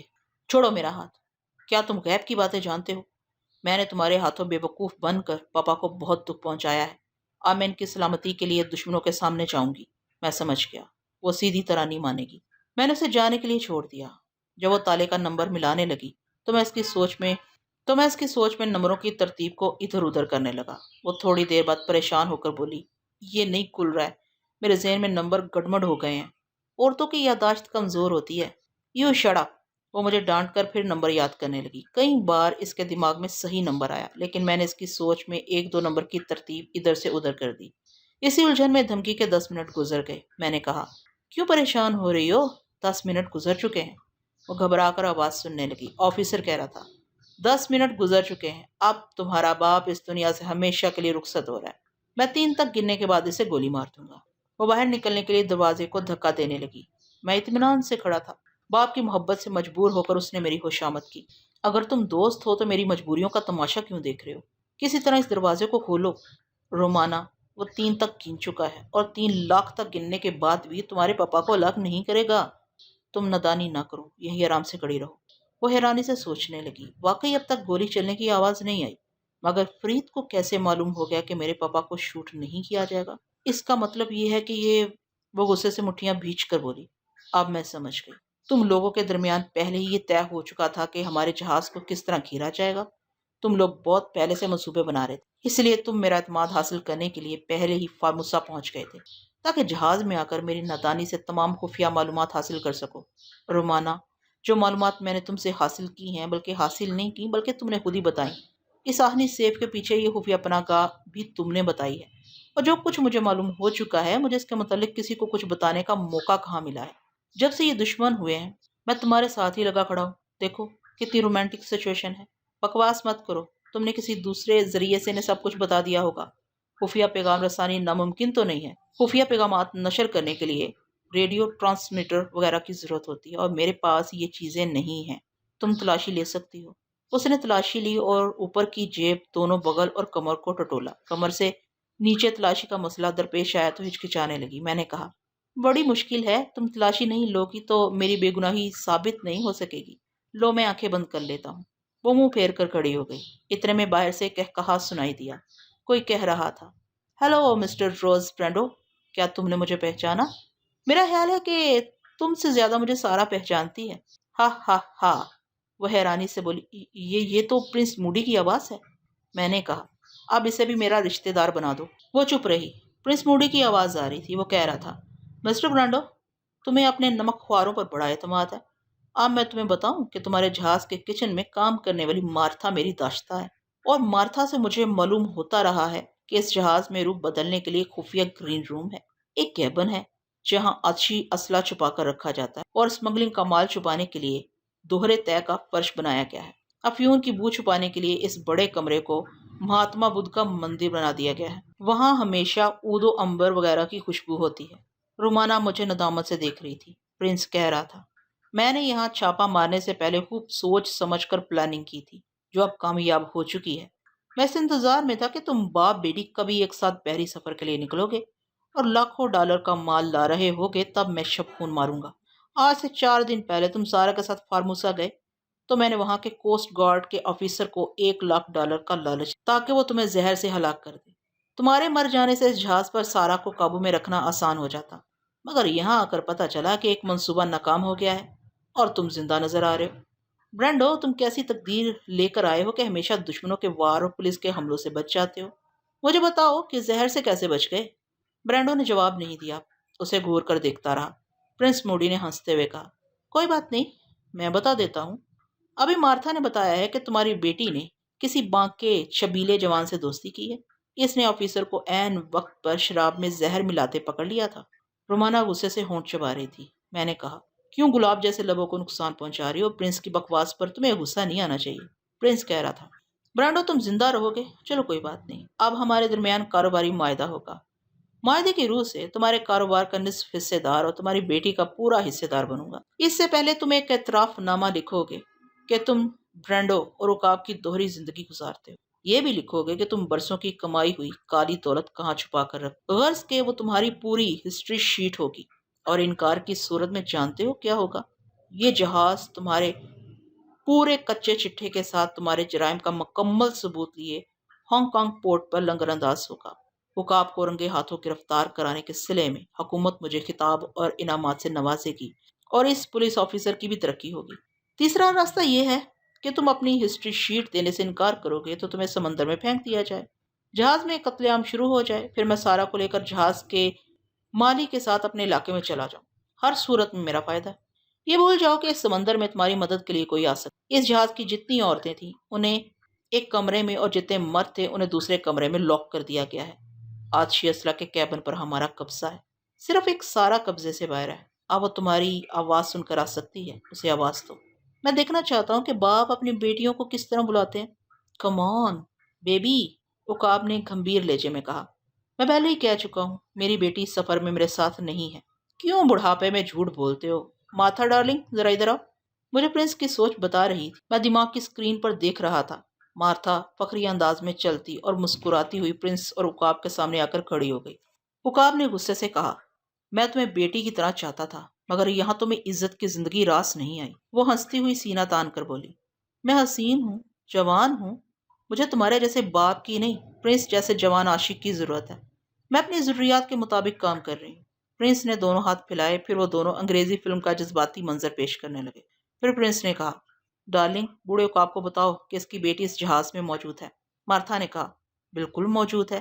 پہلے وہ سارا کے اصل روپ میں تھی، پھر اس نے ایک اجنبی لڑکی کا بہروپ لیا۔ اس کے جسم پر نیوی بلو کلر کا بلاؤز اور اسکرٹ موجود ہے۔ میں اپنے سامنے اس لباس والی کو دیکھ رہا تھا۔ اب وہ میرے متعلق سنجیدگی سے سوچ رہی تھی، کیونکہ میری بے گناہی ثابت ہو رہی تھی۔ وہ مجھ سے کچھ کہنا چاہتی تھی، مگر زبان نہیں کھل رہی تھی۔ میں سنجیدگی سے سوچنے لگا کہ کس طرح پرنس موڈی کا دماغ ٹھکانے لگایا جائے۔ موجودہ حالات میں ٹیلی پیتھی کی صلاحیتوں کا مظاہرہ کرنا لازمی تھا، اس کے بغیر دشمنوں سے نجات ممکن نہیں تھی۔ میری داستان پڑھنے والے سمجھتے ہیں کہ جہاں کہیں مصیبتوں کا پہاڑ ٹوٹے گا، وہاں فرحات ٹیلی پیتھی کے اڑن کھٹولے پر بیٹھ کر ان مصائب سے بچ نکلے گا، لیکن بچ نکلنا بڑی بات نہیں ہوتی۔ فلم کے ہیرو بھی تنہا ایک فوج کو مار پیٹ کر بچ نکلتے ہیں۔ میں اپنی آپ بیتی میں یہ بیان کرتا آیا ہوں کہ کسی الجھن سے نکلنے کے بعد میں اور زیادہ الجھتا چلا گیا ہوں، اور اس الجھاوے کی وجہ ٹیلی پیتھی ہے۔ ٹیلی پیتھی میرے لیے باعث رحمت بھی رہی اور باعث زحمت بھی، اور یہ باعث زحمت اس طرح کہ میں جرائم پیشہ افراد سے دور رہنا چاہتا ہوں، مگر دنیا کی دو بڑی تنظیمیں مجھے جرائم کی طرف لانے کے لیے ایڑی چوٹی کا زور لگا چکی ہیں۔ اگر یہ ٹیلی پیتھی نہ ہوتی تو مجھے کوئی نہ پوچھتا، میں کم از کم مجرموں سے دور رہتا، مجھے یوں فرحات کے اصل روپ کو چھپانے کی ضرورت نہ پڑتی۔ میں زندگی میں بالکل ہی آسودگی اور سکون نہیں چاہتا۔ تھوڑے بہت ہنگامے نہ ہو تو زندگی بے مزہ لگتی ہے، لیکن ایسے ہنگامے نہ ہوں کہ دشمنوں کے ساتھ دوست اور گناہ گاروں کے ساتھ بے گناہ بھی پس کر رہ جائیں۔ بہت عرصے تک میری سمجھ میں نہیں آیا کہ میں کیا چاہتا ہوں۔ رفتہ رفتہ یہ بات سمجھ میں آئی کہ جہاں تک ممکن ہو میں فرحاد علی تیمور کی شخصیت کو چھپائے رکھوں اور کسی کے سامنے ٹیلی پیتھی کا مظاہرہ نہ کروں۔ اس طرح لوگ مجھے غیر معمولی انسان نہیں سمجھیں گے، مجھ سے زیادہ دلچسپی نہیں لیں گے۔ میری مصروفیات کم ہوں گی تو پریشانیاں بھی کم ہوں گی۔ اتنی بڑی دنیا میں صرف ایک سونیا میری اصلیت کو جانتی تھی، اس کے بعد اور کوئی نہ جان سکے۔ یہ میرا مقصد تھا، یہ میرا فیصلہ تھا۔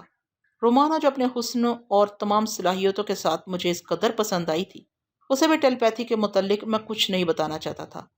اب ارادہ یہ تھا کہ جو کچھ کرنا ہے وہ چپ چاپ کر گزروں۔ اس وقت پرنس پھر برینڈو سے کہہ رہا تھا، دیر نہ کرو، اپنی بیٹی سے کہو کہ وہ اپنے یار کے ساتھ یہاں چلی آئے۔ مارتھا نے کہا، پرنس، اس کے یار کا نام فرید ہے، وہ اپنے ساتھ ایک بہت ہی حسین چینی دوشیزہ کو کہیں سے لایا ہے۔ اچھا، یہ فرید تو بڑا ہی رنگیلا ہے، وہ چینی دوشیزہ کہاں ہے؟ اسے دوسری عورتوں کے ساتھ بند کیا گیا۔ آہا، یہ حسن و شباب کی نقدری ہے، اسے یہاں لے آؤ۔ مارتھا میون کو لانے چلی گئی۔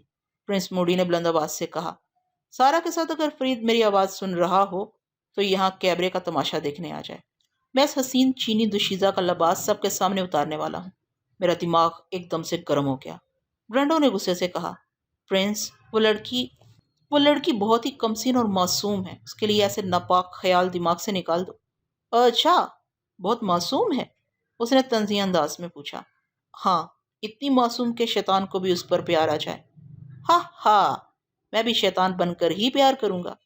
رومانا نے غصے سے مٹھیاں بھیج کر کہا، میں اب یہاں نہیں ٹھہر سکتی۔ اگر اس نے میون کو ہاتھ بھی لگایا میں مرنے سے پہلے اس شیطان کو مار ڈالوں گی۔ نہیں رومانا، جذباتی نہ بنو، وہ لوگ مسلح ہیں، پہلے ہی فرصت میں گولی مار دیں گے۔ ہمیں باہر نہیں جانا چاہیے۔ بزدل انسان، آزمائش کی ان گھڑیوں میں تمہاری اصلیت کھل رہی ہے۔ تم کیسے مرد ہو؟ پہلے اسے عزت اور آبرو سے گھر پہنچانا چاہتے تھے، اب رائفلوں کے سائے میں وہ بے عزت ہونے والی ہے تو تم دم دبا کر یہاں بیٹھے ہو۔ رومانا، اپنی جان کسے پیاری نہیں ہوتی؟ جب حالات یہ بتا رہے ہیں کہ ہم اس کی عزت نہیں بچا سکتے تو پھر وہاں جا کر اپنی جان دینا حماقت ہے۔ وہ مجھے نفرت سے دیکھ کر دروازے کی طرف مڑ گئی اور تالے کے بھولے ہوئے نمبر کو یاد کرنے لگی۔ وہ نمبر اس کے دماغ میں اسی طرح گڈمڈ ہو گئے تھے کہ حافظے سے بالکل ہی مٹ گئے تھے، مگر وہ باہر جانے کے لیے بےتاب تھی۔ بار بار مختلف نمبر ملا کر تالا کھولنے کی کوشش کر رہی تھی۔ میں اسے چھوڑ کر میون کے پاس پہنچ گیا۔ وہ جہاز کے نچلے حصے میں تھی اور اب مارتھا کے ساتھ عرشہ پر آنے کے لیے زینے طے کر رہی تھی۔ اس کی سوچ سے پتہ چلا کہ دوسری عورتوں کا ساتھ چھوڑ کر نہیں آنا چاہتی تھی، لیکن جب مارتھا نے کہا کہ فرید اسے بلا رہا ہے تو وہ چلی آئی۔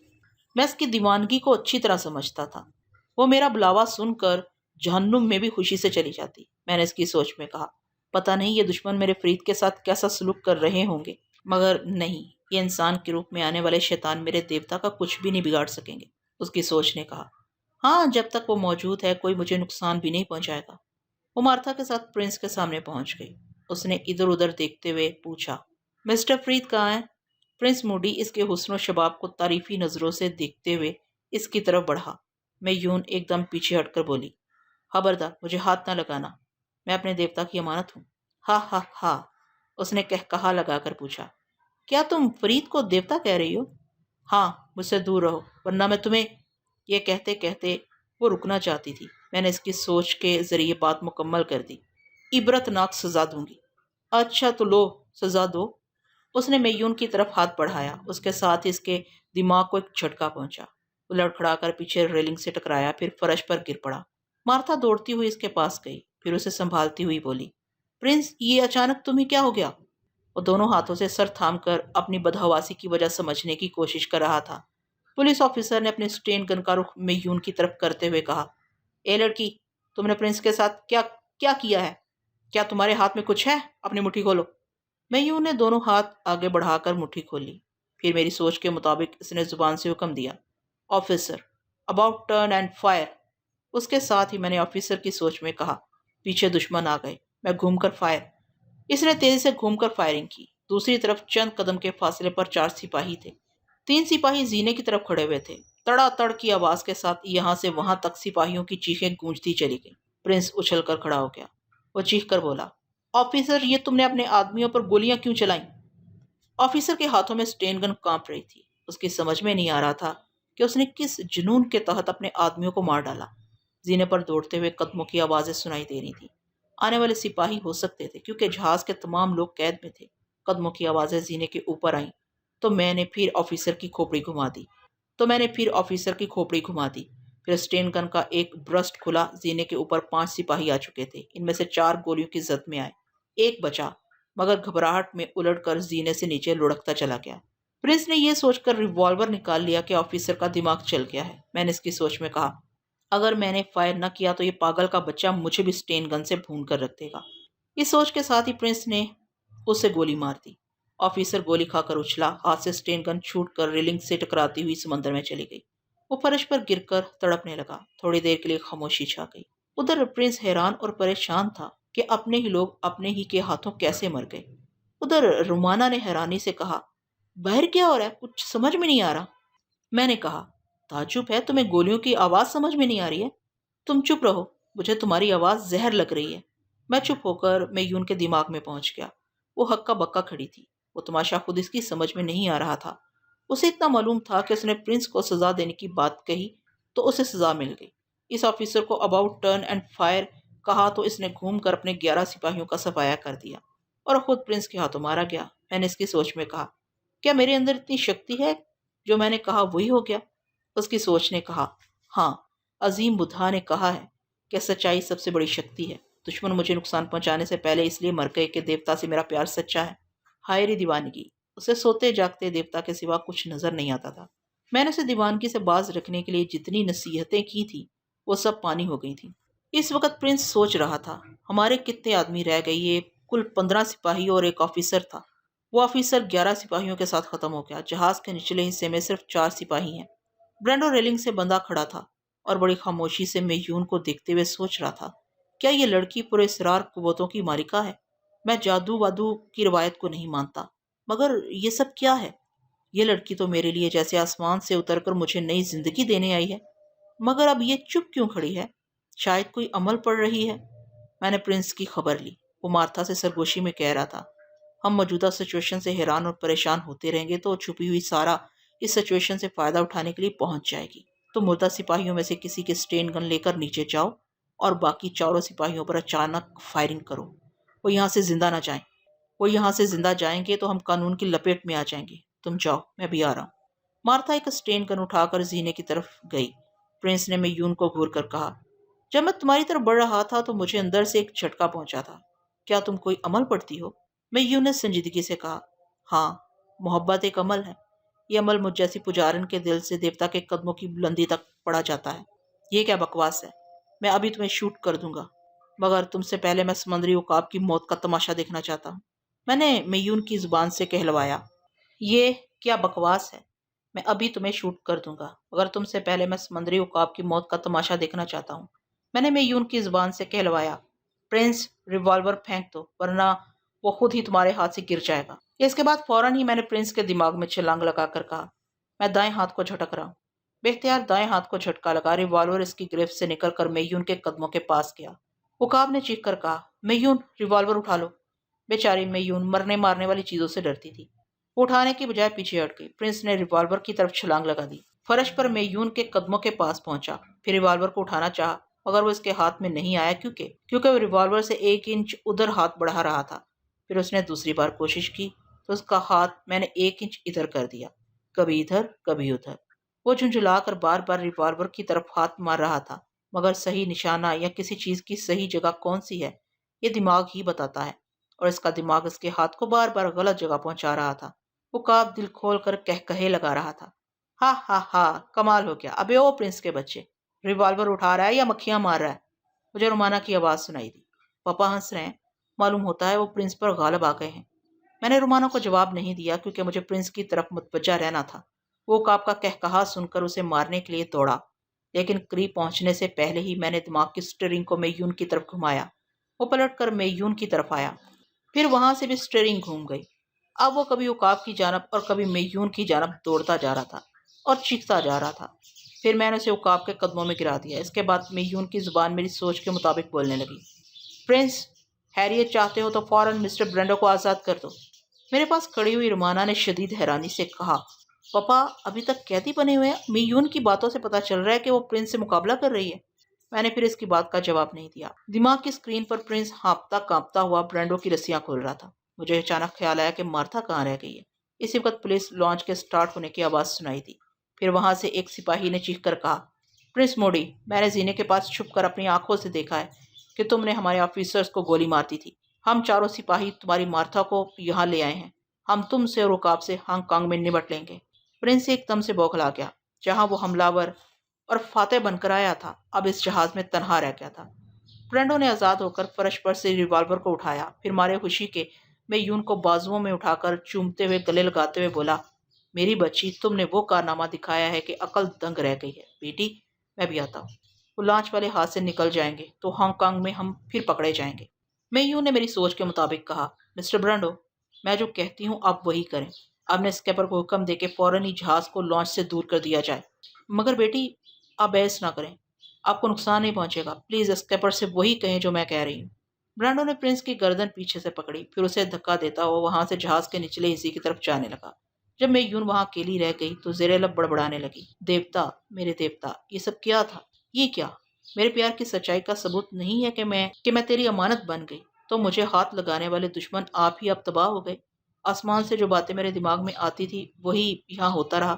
اس ننھی معصوم پجارن کو وہاں کوئی نقصان نہیں پہنچ سکتا تھا، اس لیے میں اسے چھوڑ کر خفیہ پناہ میں دماغی طور پر حاضر ہو گیا۔ رومانا پھر ایک بار تالے کے نمبر کو ادھر ادھر سے ملا کر اسے کھولنے کی کوشش کر رہی تھی۔ میں نے کہا، ہم نے باہر کی جو آوازیں سنی ہیں ان سے یہی پتہ چلتا ہے کہ میون نے تنہا دشمنوں کا مقابلہ کیا ہے۔ ہاں، پاپا آزاد ہو گئے ہیں۔ میں حیران ہوں کہ وہ کمزور اور نازک سی لڑکی وہ کہتے کہتے رک گئی، پھر مجھے گھور کر بولی، تم مجھ سے باتیں نہ کرو خود غرض بزدل۔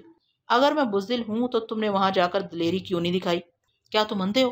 دیکھتے نہیں کہ تالا نہیں کھل رہا ہے؟ میں باہر کیسے جاتی؟ یہی تو میں تمہیں کہنا چاہتا ہوں کہ اس تالے کی وجہ سے میں باہر جا کر دشمنوں سے دو ہاتھ نہ کر سکا۔ تم جھوٹے اور مکار بھی ہو۔ پہلے تو کہہ رہے تھے کہ دشمنوں کے پاس ہتھیار ہیں، ہمیں مرنے کے لیے باہر نہیں جانا چاہیے، تمہیں شرم نہیں آتی؟ تم خواہ مجھ سے بدزن ہو گئی ہو۔ کیا تم وہ حسین اور رنگین لمحات بھول گئی جب تم یہ شڑا؟ وہ میری بھول تھی۔ میں حیران ہوں کہ تم سے متاثر کیسے ہو گئی تھی۔ یاد رکھو میں صرف رومانہ نہیں، سارا بھی ہوں۔ میرا محبوب، میرا مرد وہی ہوگا جو میری طرح موت سے آنکھیں ملانے کا حوصلہ رکھتا ہو۔ تم اب کبھی میرے قریب آنے کی کوشش نہ کرنا۔ وہ تو کوشش کیے بغیر ہی میں تمہارے قریب یہاں بند ہو گیا ہوں۔ اگر تالا کبھی نہ کھل سکا تو شاید ہمیں ساری زندگی یہیں رہنا پڑے۔ ایسا کہتے وقت میں سمجھ رہا تھا کہ اس کا ہاتھ چلے گا، اور ہاتھ چلا، مگر بائیں طرف کی دیوار سے ایسا ٹکرایا کہ اس کے حلق سے کرا نکل گئی۔ وہ چوٹ کی پرواہ کرنے والی لڑکی نہیں تھی، مگر اس نے دوسری بار حملہ نہیں کیا۔ وہ بولی، بس تمہاری یہی خوبی ہے کہ بہت پھرتیلے ہو، اتنی سی جگہ پر بھی حملوں سے بچ جاتے ہو۔ چلو تم نے ایک خوبی تو پسند کی۔ دیکھو میں سنجیدگی سے سمجھا رہی ہوں، مجھ سے چھیڑ چھاڑ نہ کرو۔ ایسی بات ہے تو میں بھی سنجیدہ ہو جاتا ہوں، میں کسی دوسری لڑکی سے عشق کر لوں گا۔ وہ مجھے ناگواری سے دیکھتی ہوئی پھر تالے کی طرف متوجہ ہو گئی۔ برنڈو نے مردوں اور عورتوں کو بند کمروں سے نکال دیا تھا اور اسکیپر کو حکم دے رہا تھا کہ جہاز کو فوراً ہی لانچ سے دور لے جائے۔ پھر وہ تمام لوگوں کو بتانے لگا کہ میون نے اپنی روحانی قوت سے دشمنوں کو زیر کیا ہے۔ بوڑھا عقاب خوشی سے اچھل رہا تھا۔ ان کی سمجھ میں نہیں آ رہا تھا کہ اس معجزانہ انداز میں بچ جانے کا شکریہ کس طرح میون کے سامنے ادا کریں، کس طرح اس لڑکی کو اٹھا کر آسمان پر بٹھا دے۔ وہ پھر دوڑتا ہوا میجون کے پاس آنے لگا۔ اس کا پاگل بن کی حد تک خوش ہونا ایک فطری عمل تھا۔ ایسے وقت جب کہ دشمن غالب آ چکے تھے، جہاز پر ان کا قبضہ ہو چکا تھا، اسے رسیوں سے باندھ کر چھوڑ دیا گیا تھا۔ نہ جہاز میں بچانے والا کوئی تھا، نہ سمندر سے کوئی مدد کے لیے آ سکتا تھا۔ اس کی زندگی، اس کی دولت، اس کی برسوں کی بنائی ہوئی عزت، سب کچھ پل بھر میں نابود ہو جانے والا تھا۔ ایسے وقت میون اس کے لیے ایسی ہستی بن کر آئی تھی، ایسی ہستی جسے وہ کوئی نام نہیں دے سکتا تھا۔ اس نے قریب آ کر میون کے دونوں ہاتھوں کو تھام لیا، پھر انہیں چوم کر اس کے آگے گھٹنے ٹیک کر بولا، اے آسمانی ہستی، سمندر کے سینے پر اڑنے والا عقاب زندگی میں پہلی بار گھٹنے ٹیک رہا ہے۔ ماں کیا مانگتی ہے؟ میں اپنی زندگی، اپنی عزت، اپنی تمام دولت اور یہ جہاز تیرے نام کرتا ہوں۔ سمندر سے خشکی تک میرے جتنے نمک خوار ہیں وہ سب تیرے خدمتگار بن کر رہیں گے۔ اگر یہ بھی کم ہے تو بول، تجھے کیا چاہیے؟ وہ آہستگی سے بولی۔ اس کی زندگی کی پہلی خواہش سے لے کر آخری خواہش تک صرف دیوتا کا نام تھا۔ میں نے اس کی سوچ میں کہا، میں دیوتا کے نام پر اس لانچ کو تباہ کر دوں گی۔ یہ بات اس کی زبان سے ادا ہوئی۔ برانڈو نے خوشی سے اچھل کر چیختے ہوئے کہا، سنو، تم سب لوگ سنو، جنہیں اس بات کا یقین نہیں ہے کہ میون نے دشمنوں کو تباہ کیا ہے، اب وہ اپنے سامنے اس لانچ کی تباہی دیکھیں۔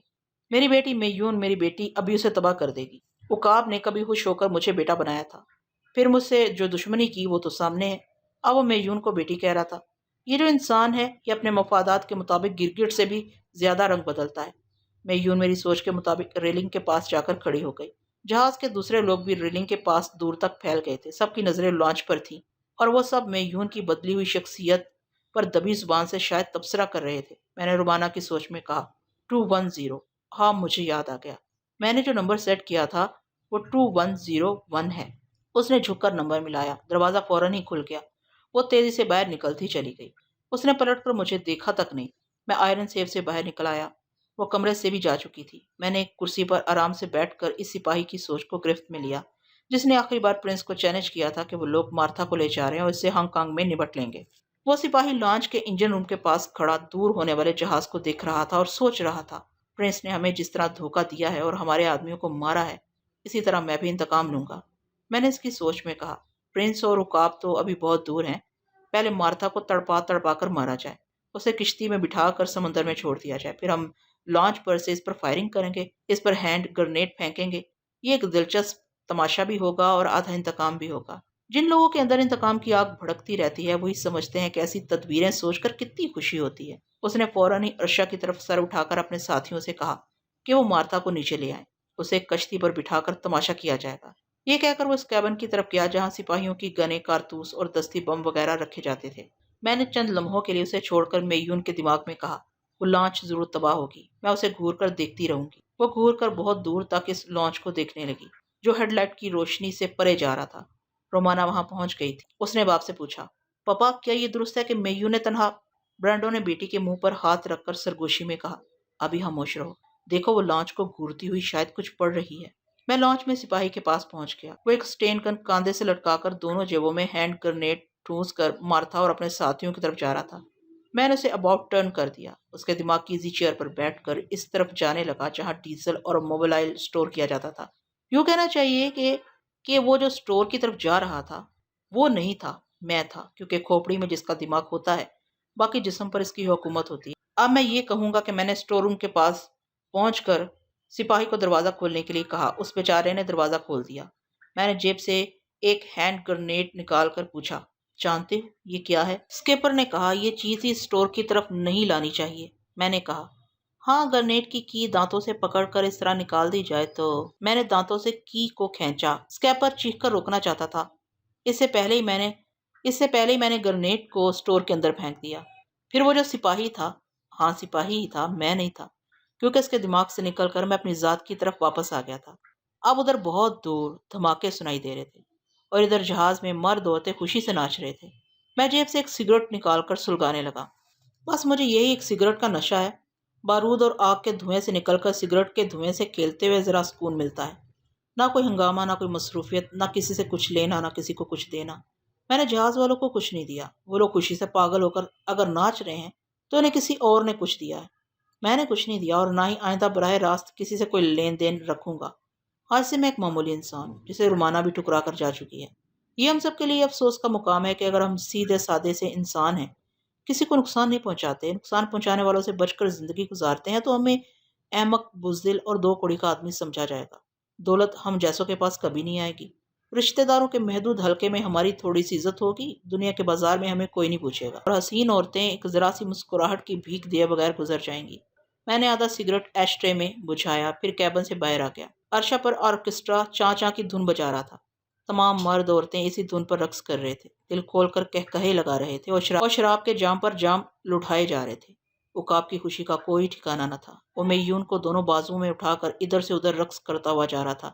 رومانہ ریلنگ سے لگی کھڑی تھی۔ اس کا باپ میون کو بازوؤں میں جھلاتا ہوا یہاں سے وہاں تک جاتا تو اس کی نظریں بھی یہاں سے وہاں تک چلی جاتی، کیونکہ وہ میون کو گھور گھور کر دیکھ رہی تھی۔ وہ میون سے نفرت نہیں کر رہی تھی، بلکہ گہری سنجیدگی سے سوچ رہی تھی، یہ لڑکی آخر ہے کیا؟ اسے دیکھ کر یقین نہیں آتا کہ یہ اندر سے خطرناک حد تک پراسرار ہے۔ یہ تو اب بھی پہلے کی طرح معصوم نظر آ رہی ہے۔ میں اسے اپنی بہن بنا کر اپنے پاس رکھوں گی۔ میون کے لیے رومانہ کے خیالات نیک تھے، یہ تو میں پہلے سے جانتا تھا کہ رومانہ جتنی حسین ہے اس کا دل بھی اتنا ہی خوبصورت ہے۔ وہ تو صرف مجھ سے بدظن ہو گئی تھی۔ اس کا مزاج ہی ایسا تھا کہ وہ کسی بزدل سے محبت نہیں کر سکتی تھی۔ میں آپ مسکرانے لگا۔ اسی وقت اس کی نظر مجھ پر پڑی۔ اس کا موڈ اچانک ہی بدل گیا۔ وہ مجھے غصے سے دیکھنے لگی۔ اتنے میں میون کی آواز سنائی دی، فرید! اس نے مجھے دیکھ لیا تھا اور اب برانڈو کو چھوڑ کر میرے پاس آ رہی تھی۔ میں نے دونوں بازو پھیلا دیے۔ وہ میرے سامنے آ کر ٹھٹک گئی۔ اسے توقع نہیں تھی کہ میں اسے بازوؤں میں بلاؤں گا۔ دوسرے ہی لمحے وہ اچھل کر میرے گلے کا ہار بن گئی۔ اچھلنے کی ضرورت اس لیے پیش آئی کہ وہ قد میں گڑیا جیسی ہی تھی۔ وہ گڑیا تھی، حسن و شباب کی پڑیا تھی۔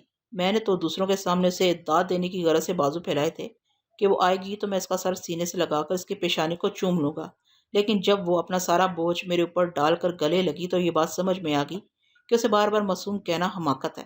میری نصیحتوں نے جس پر اثر نہیں کیا، میری خیال خانی نے کئی بار اسے مثبت انداز میں سوچنے پر مجبور کیا، اور وہ پھر پلٹ کر جذبوں کی کہکشاں سجاتی میرے پاس آئی تو پھر میں آسمان سے اتر کر آنے والا کوئی فرشتہ بن کر نہیں رہ سکتا تھا۔ میں نے رومانہ کو کنکھیوں سے دیکھا تو اس نے منہ پھیر لیا۔ اس لمحہ میون کی محبت اور مستقل مزاجی نے سمجھایا کہ پیار کسے کہتے ہیں۔ محبت صرف ایک حسین عورت سے نہیں ہوتی، اور محبت صرف ایک دلیر آدمی سے نہیں ہوتی۔ اگر میں بزدل ہوں تب بھی میون کے پیار میں فرق نہیں آئے گا۔ اس نے مجھ سے یہ نہیں پوچھا کہ میں اسے دشمنوں سے بچانے کیوں نہیں آیا۔ میں بزدل کی طرح کہاں چھپا ہوا تھا؟ میرے پریت، تم مجھے یوں نظر انداز کرتے ہو جیسے نفرت کر رہے ہو، مگر مجھے تمہاری نفرت سے بھی محبت ہے۔ میں محبت کو دولت، دلیری اور خوبروئی کے ترازو میں نہیں تولتی۔ تمہاری محبت میرا ایمان ہے، میں ایمان پر چلتی رہوں گی۔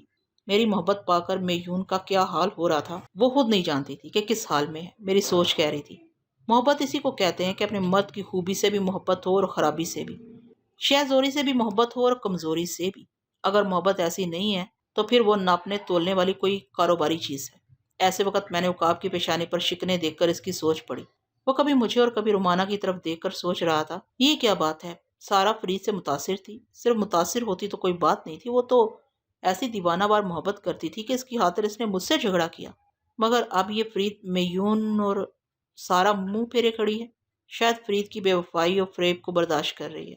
وہ رومانہ کی طرف جانے لگا۔ رومانہ کے گلابی ہونٹ کانپ رہے تھے۔ وہ ان لمحوں کو دماغ سے نکالنے کی کوشش کر رہی تھی جو میجون کی طرح اس کی زندگی میں آئے تھے۔ عقاب نے اسے مخاطب کیا، سارا کیا بات ہے؟ کیا تم فرید سے محبت نہیں کرتی ہو؟ رومانہ نے اپنے ہونٹ بھینچ لیے، پھر بھرائی ہوئی آواز میں کہا، میں ایک بزدل اور ہرجائی سے محبت نہیں کر سکتی۔ ہم نے غلط سمجھا تھا کہ وہ جاسوس ہے، مگر یہ سچ ہے کہ وہ بزدل ہے۔ یہاں میجون خطرے میں تھی اور وہ میرے پاس چھپا ہوا تھا۔ اس کا ہرجائی پن دیکھیے، اب اس معصوم لڑکی کو فریب دے رہا ہے۔ عقاب نے میجون کو آواز دی۔ میں نے میجون کو بازوؤں سے اتار کر فرش پر کھڑا کر دیا۔ وہ بولی، یس مسٹر برنڈو۔ عقاب آگے بڑھتے ہوئے بولا، بیٹی تمہارے اندر روحانی قوتیں ہیں، تم دوست اور دشمن کو پہچانتی ہو، فرید کو بھی پہچانو، یہ تم سے محبت نہیں فریب کر رہا ہے۔ وہ اپنی مترنم آواز میں آہستگی سے بولی، نہیں مسٹر برانڈو، میں فریب کو نہیں سمجھتی۔ ابھی دیوتا کی آغوش میں مجھے یہ گیان حاصل ہوا کہ خدا نے مجھے میرے وجود کے پہلے لمحے سے فرید کے نام لکھ دیا تھا۔ اب یہ اچھا ہو یا برا ہو، میں اپنے حصے کی وفا نبھاتی رہوں گی۔ رومانہ نے آگے بڑھ کر کہا، میجون میری اچھی بہن، اس دنیا میں رہ کر اچھے برے اور کھوٹے کھرے کی تمیز کرنی چاہیے۔ کیا تم ایسے شخص کو پسند کرو گی جو تمہاری مصیبت میں کام نہ آئے؟ جس وقت تم رائفلوں اور اسٹین گنوں کے درمیان گھری ہوئی تھی، یہ میرے پاس چھپا رہا، کیا اس کا فرض نہیں تھا کہ یہ تمہاری مدد کے لیے آتا؟ میجون بڑی سادگی سے بولی، ایسے وقت فرید کو نہیں آنا چاہیے تھا۔ جہاں بچنے بچانے کی گنجائش ہی نہ ہو وہاں مدد کا سوال ہی پیدا نہیں ہوتا۔ سارا، میں تم سے چھوٹی ہوں مگر محبت کا ایک راز بتاتی ہوں کہ اپنے ساتھ اپنی محبت کو نہ مارو۔ اگر تمہیں چاروں طرف سے موت گھیر لے تو دعا کرو کہ تمہارا محبوب زندہ سلامت یہاں سے نکل جائے۔ اس طرح وہ جب تک زندہ رہے گا تم اپنی موت کے بعد بھی اس کے دل و دماغ میں زندہ رہو گی۔ محبت اسی کو کہتے ہیں کہ تم مرنے کے بعد بھی نہ مر سکو۔ رومانہ کے دماغ میں جیسے روشنیوں کے جھماکے سے ہونے لگے۔ اس کے دماغ کی تاریکی میں میرا وجود جل رہا تھا اور بجھ رہا تھا۔ محبت مر رہی تھی اور مرنے کے بعد زندہ ہو رہی تھی۔ خود غرضی سمجھ میں آ رہی تھی کہ جہاں بچنے کی گنجائش نہ ہو وہاں اپنے محبوب کو بھی موت کے لیے بلانا خود غرضی ہے۔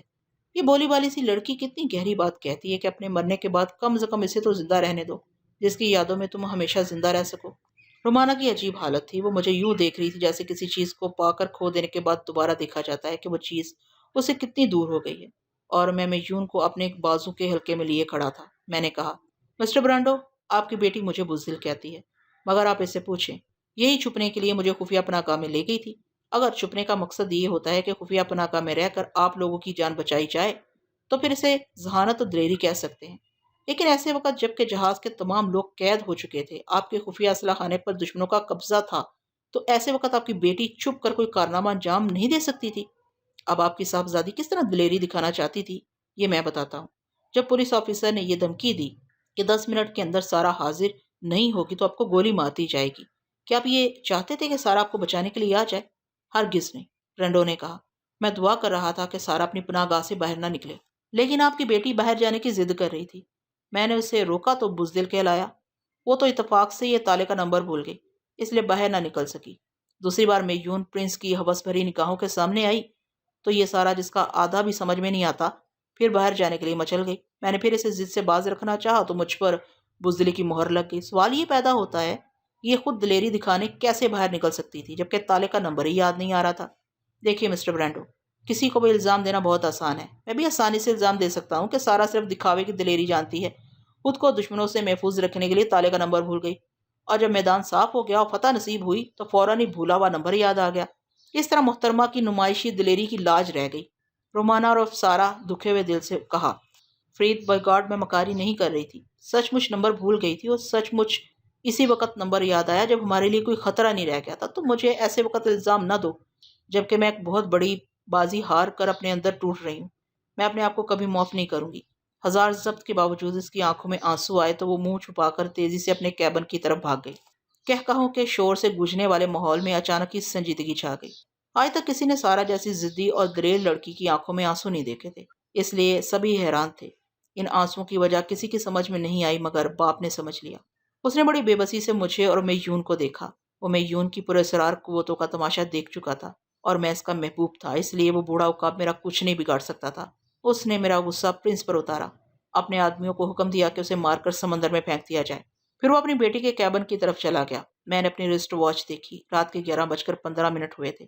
یہاں کے وقت کے مطابق مجھے 12 بجے اور رومانیہ کے وقت کے مطابق 8 بجے مجھے سونیا کے پاس پہنچنا تھا۔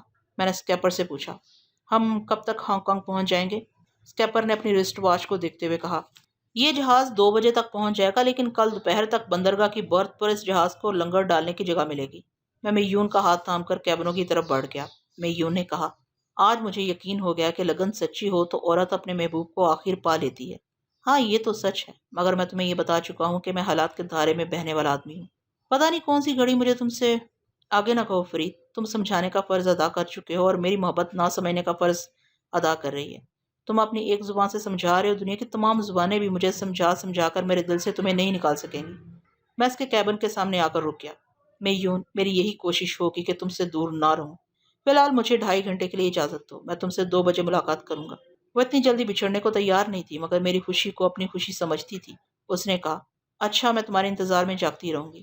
وہ بھاگتی ہوئی کیبن میں گئی، پھر دروازے کو بند کر دیا۔ میں نے اپنے کیبن میں آ کر پہلے باپ بیٹی کا حال معلوم کیا، کیونکہ میرے لیے عقاب کے تیور اچھے نہیں تھے۔ وہ بیٹی کے کیبن میں بیٹھا اسے سمجھا رہا تھا۔ میں حیران ہوں سارا، تم وہی لڑکی ہو جو سمندری آفات کے سامنے مردانہ وار مسکراتی تھی۔ تم نے دشمنوں سے اور پولیس والوں سے مقابلے کے دوران کتنے ہی زخم کھائے، ہفتوں بستر پر پڑی، زخموں کی تکلیفیں برداشت کرتی رہیں۔